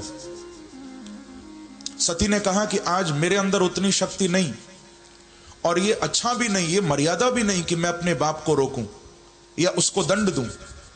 लेकिन ऐसे दुष्ट बाप के यहां मैंने जन्म लिया तो अपने आप को तो दंड दे सकती हूं। और बस इतना कहना था, उसी समय सती के शरीर से योग अग्नि प्रकट होने लगी। गोस्वामी जी कहते हैं योग अग्नि प्रज्वलित हो रही है, सती के शरीर से निकल रही है, सब देख रहे हैं। हाहाकार होने लगी। अस कहीं जोग अग्नि तनुजार, भयो सकल मख हाहाकार, भयो सकल मख हाहाकार। चारों ओर यज्ञ में हाहाकार मच गया। अरे सती जल गई, सती जल गई, भागो भागो, कहीं भोलेनाथ को मालूम न चल जाए, सती जल गई। भागने लगे देवता। अब कमाल तो ये था, बाकी सब तो शिव से बचने के लिए भागने लगे। नारद जी को जब खबर मिली, नारद जी शिव की ओर भागने लगे। क्यों? आप तो जानते होंगे, पुराने समय का जितना भी मीडिया था सब नारद जी पर ही टिका हुआ था। कोई भी खबर इधर से उधर ले जानी होती, नारद जी लेके जाते थे, और बड़ी पक्की खबर लेके जाते थे। आज तो कभी कभी खबरों में भी थोड़े मिर्च मसाले लग जाते हैं, पर नारद जी तो बड़ी पक्की खबर। मैंने अभी कहीं अखबार में पढ़ा था, ऐसी विनोद की बात है, किसी न्यूज चैनल पर सुबह से खबर चल रही थी, शाम को 8 बजे देखना न भूलें, ब्रेकिंग न्यूज, दिल्ली में बर्फ गिरी, दिल्ली में बर्फ गिरी। सुबह से ऐड आ रहा है। हमारे लोगों ने देखा, लोग बोले कि कमाल हो गया, दिल्ली में तो कभी बर्फ नहीं गिरी, ये कैसी खबर। अब लोग तैयारी करके बैठे हैं, शाम को जरूर देखेंगे 8 बजे। सुबह से ऐड हो रहा है, दिल्ली में बर्फ गिरी, दिल्ली में बर्फ। लोग हैरान परेशान, 8 बजे टीवी ऑन किया, चैनल चालू हुआ, लोग देखने बैठे कि देखें कैसे बर्फ गिरी दिल्ली में। तो शाम को बताया गया, अब खबरें विस्तार से, दिल्ली में बर्फ गिरी कैसे। एक भाई अपनी साइकिल पर बर्फ लेके जा रहा था, कैरियर ढीला था तो नीचे गिर गई। बोलो वृंदावन बिहारी लाल। नहीं, वैसे आज का मीडिया बड़ा जागरूक है, बड़ा जिम्मेदार है। मीडिया ना हो तो इतने घोटालों की खबर कैसे लगे। जन चेतना हो रही है, बहुत हो रही है। पर उस समय का मीडिया तो नारद जी पर टिका था। गए भोले बाबा के पास, खबर दी कि महाराज आप यहां बैठे हो, आपकी प्राणप्रिया सती जलकर भस्म हो चुकी हैं। भगवान अब आप शांत नहीं बैठना, अब थोड़ा क्रोध करने का समय है, नहीं तो ये देवता और बिगड़ जाएंगे। जैसे ही ये बात कही नारद जी ने, अवगम्य नारदात, भोलेनाथ को क्रोध आ गया, आवेश आ गया। अपनी जटाओं को पकड़ लिया है। क्रुद्धः सुदष्टोष्ट पुटः सदूर्जटिम जटाम तड़िद्वहनि सटोग्र रोचशम। जटाओं को पकड़कर पर्वत पर फेंक के मारा। वीरभद्र नाम के गण प्रकट हो गए। वीरभद्र को बोले कि जाओ इस दक्ष के यज्ञ का विध्वंस करो। इतनी हिम्मत, मेरी सती को जला दिया। वीरभद्र चल दिए हैं, शिवगणों को साथ लेकर यज्ञ मंडप के द्वार को तोड़ दिया, देवी देवताओं के बैठने के स्थानों को नष्ट कर दिया और अंत में यजमान दक्ष का मस्तक धड़ से अलग किया। अग्निकुंड में अग्नि जल रही है, दक्ष का मस्तक लेकर आहुति डाल दी। ओम नमः शिवाय स्वाहा। बोलो शंकर भगवान की जय। शिव के नाम की आहुति डाल दी है। समझ लो, जो मस्तक भगवान के चरणों में झुकेगा नहीं, वो ऐसे ही एक दिन कटेगा। यदि भगवान ने सिर दिया है तो इस सिर को थोड़ा झुकाना भी सीखो। प्रेम से कहो श्री राधे। श्री राधे। बाद में भोले बाबा ने फिर जब सब देवताओं ने स्तुति की तो क्षमा भी किया था। नागम प्रजेश वाला नाम वर्णे नानुचिंतये देव माया विभूता नाम दंडस तत्र धृतो मया।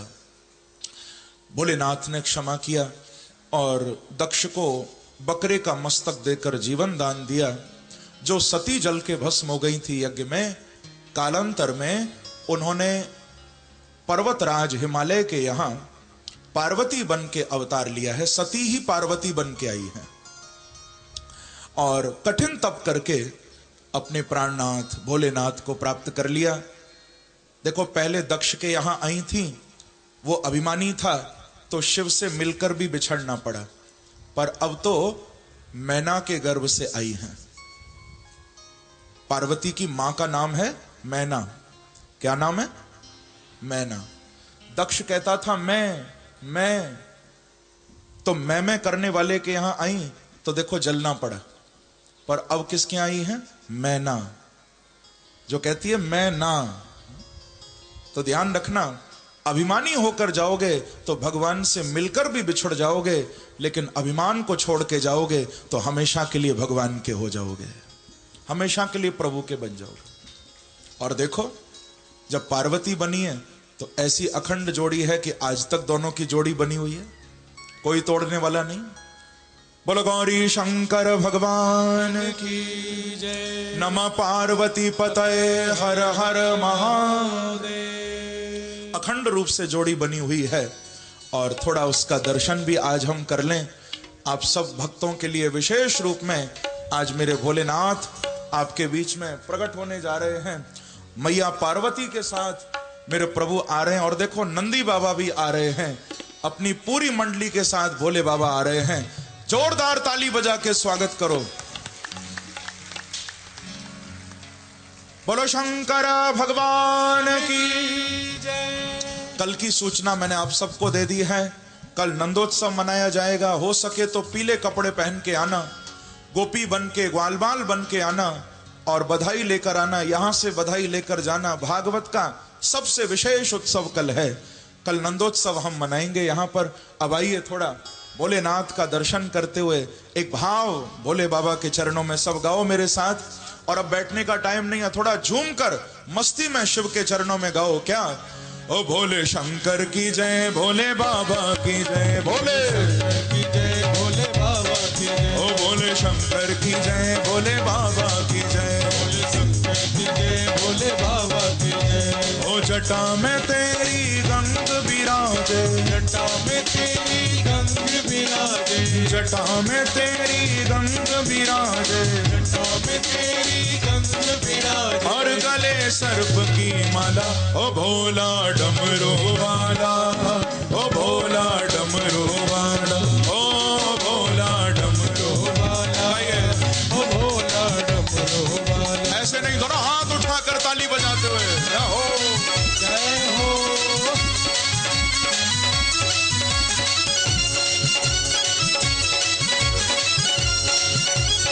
शंकर भगवान की जय हो।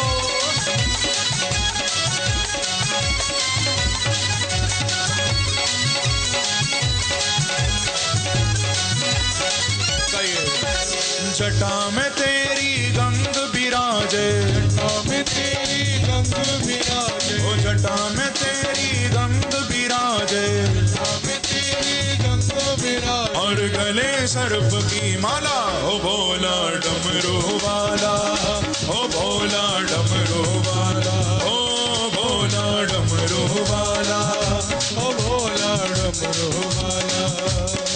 तेरे अंग भुजंग सुहाए गए, तेरे अंग भुजंग सुहाए, ओ तेरे अंग भुजंग सुहाए, तेरे अंग भुजंग सुहाए। ओ जाने किसको तू ध्याए, जाने किसको तू ध्याए। देखो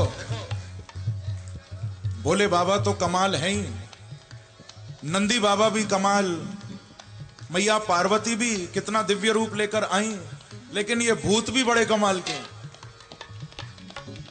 भोले बाबा के भूत भी बड़े कमाल के हैं। थोड़ा ताली बजा के उत्साह बढ़ाओ ना इनका सबका। जय हो जय हो।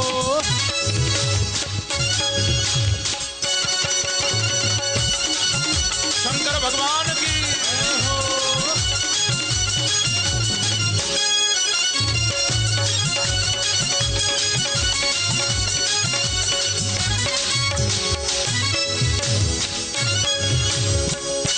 एक बार कहिए है हर हर महादेव, हर हर महादेव।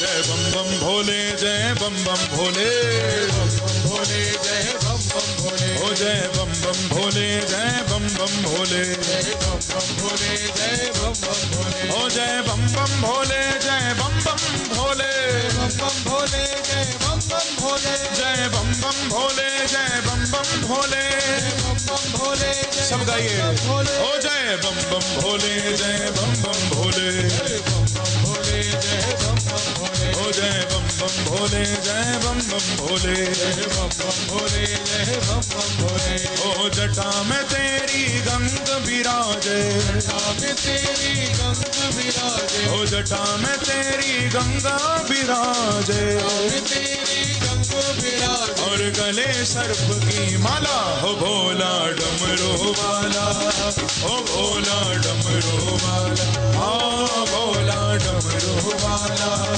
ओ भोला डमरू वाला। तेरी महिमा किसी ने न जानी, तेरी महिमा किसी ने न जानी, ओ तेरी महिमा किसी ने न जानी, तेरी महिमा किसी ने न जाने। ओ तू सबसे बड़ा है दानी, ओ तू सबसे बड़ा है दानी, ओ बोले तू सबसे बड़ा है दानी, बोले तू सबसे बड़ा है दानी। हर कैलाशी ओ अविनाशी, हर कैलाशी ओ अविनाशी। खाली देखो मत गाओ भी ना साथ में। हर कैलाशी ओ अविनाशी, हर कैलाशी ओ अविनाशी। हरे कैलाशी ओ अविनाशी, हरे कैलाशी ओ अविनाशी। ओ तू है देव निराला, हो भोला डमरू वाला, ओ भोला डमरू वाला, आ भोला डमरू वाला, ओ भोला डमरू। पीछे वाले भक्त भी दोनों हाथ उठाकर ताली बजाते हुए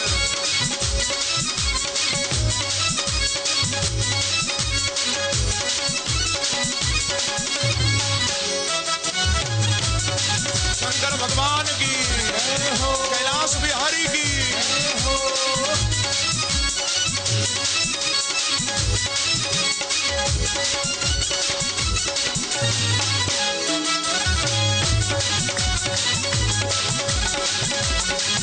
ओ जटा में तेरी गंग बिराजे, जटा में तेरी गंग बिराजे, ओ जटा में तेरी गंगा बिराजे, जटा में तेरी गंग बिराजे। और गले सर्प की माला, ओ भोला डमरू वाला, ओ भोला डमरू वाला, आ भोला डमरू वाला, ओ भोला डमरू वाला।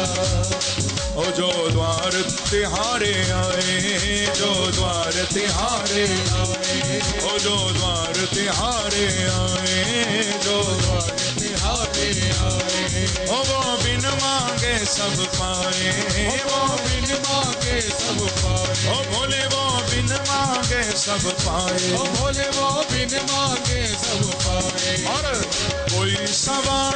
जाए न खाली, कोई सवाली जाए न खाली, ओ कोई सवाली जाए न खाली, कोई सवाली जाए न ओ खाली। तू सबको देने वाला, ओ भोला डमरू वाला, ओ भोला डमरू वाला। गाइए ओ भोला डमरू वाला, ओ भोला डमरू वाला, ओ भोला डमरू वाला, ओ भोला डमरू वाला, ओ भोला डमरू वाला, ओ भोला डमरू। ताली बजाकर थोड़ा उत्साह बढ़ाओ प्रभु का।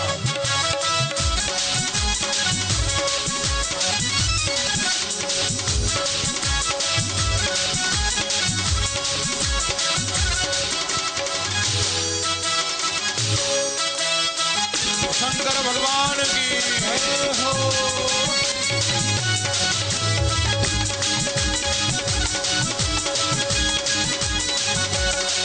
ओ जटा में तेरी गंग विराजे, जटा में तेरी गंग विराजे, ओ जटा में तेरी गंग विराजे, जटा में तेरी गंग विराजे, और गले सर्प की माला, ओ भोला डमरू वाला, ओ भोला डमरू वाला, ओ भोला डमरू वाला, ओ भोला डमरू वाला, ओ भोला डमरू वाला, ओ भोला डमरू वाला, ओ भोला डमरू वाला, ओ भोला डमरू वाला। अब सबकी आवाज मेरे कानों में आनी चाहिए। 2 मिनट के लिए ताली बजाते हुए मस्ती से भाव से सब गाओ, जय बम बम भोले, जय बम बम भोले, जय बम बम भोले, ओ जय बम बम भोले, जय बम बम भोले, जय बम बम भोले, जय बम बम भोले, जय बम बम भोले, जय बम बम भोले, जय बम बम भोले, जय बम बम भोले, जय बम बम भोले, जय बम बम भोले। गाइए भाव से, जय बम बम भोले, ओ जय बम बम भोले, जय बम बम भोले, जय बम बम भोले, जय बम बम भोले, ओ जय बम बम भोले, जय बम बम भोले, जय बम बम भोले, जय बम बम भोले, जय बम बम भोले, जय बम बम भोले, जय बम बम भोले, जय बम बम भोले, जय बम बम भोले, जय बम बम भोले, बम बम भोले, जय बम बम भोले, जय बम बम भोले, जय बम बम भोले, जय बम बम भोले, जय बम बम भोले, ओ जय बम बम भोले, जय बम बम भोले, जय बम बम भोले, जय बम बम भोले, ओ जय बम बम भोले, जय बम बम भोले, जय बम बम भोले, जय बम बम भोले, ओ जय बम बम भोले, जय बम बम भोले, जय बम बम भोले, जय बम बम भोले, ओ जय बम बम भोले, जय बम बम भोले, जय बम बम भोले, जय बम बम भोले। बोलो शंकर भगवान भगवान की जय, कैलाश बिहारी की जय, नमः पार्वती पतये हर हर महादेव। इतनी सुंदर झांकी आज भोलेनाथ ने हमें दिखाई। एक बार जोरदार ताली बजा के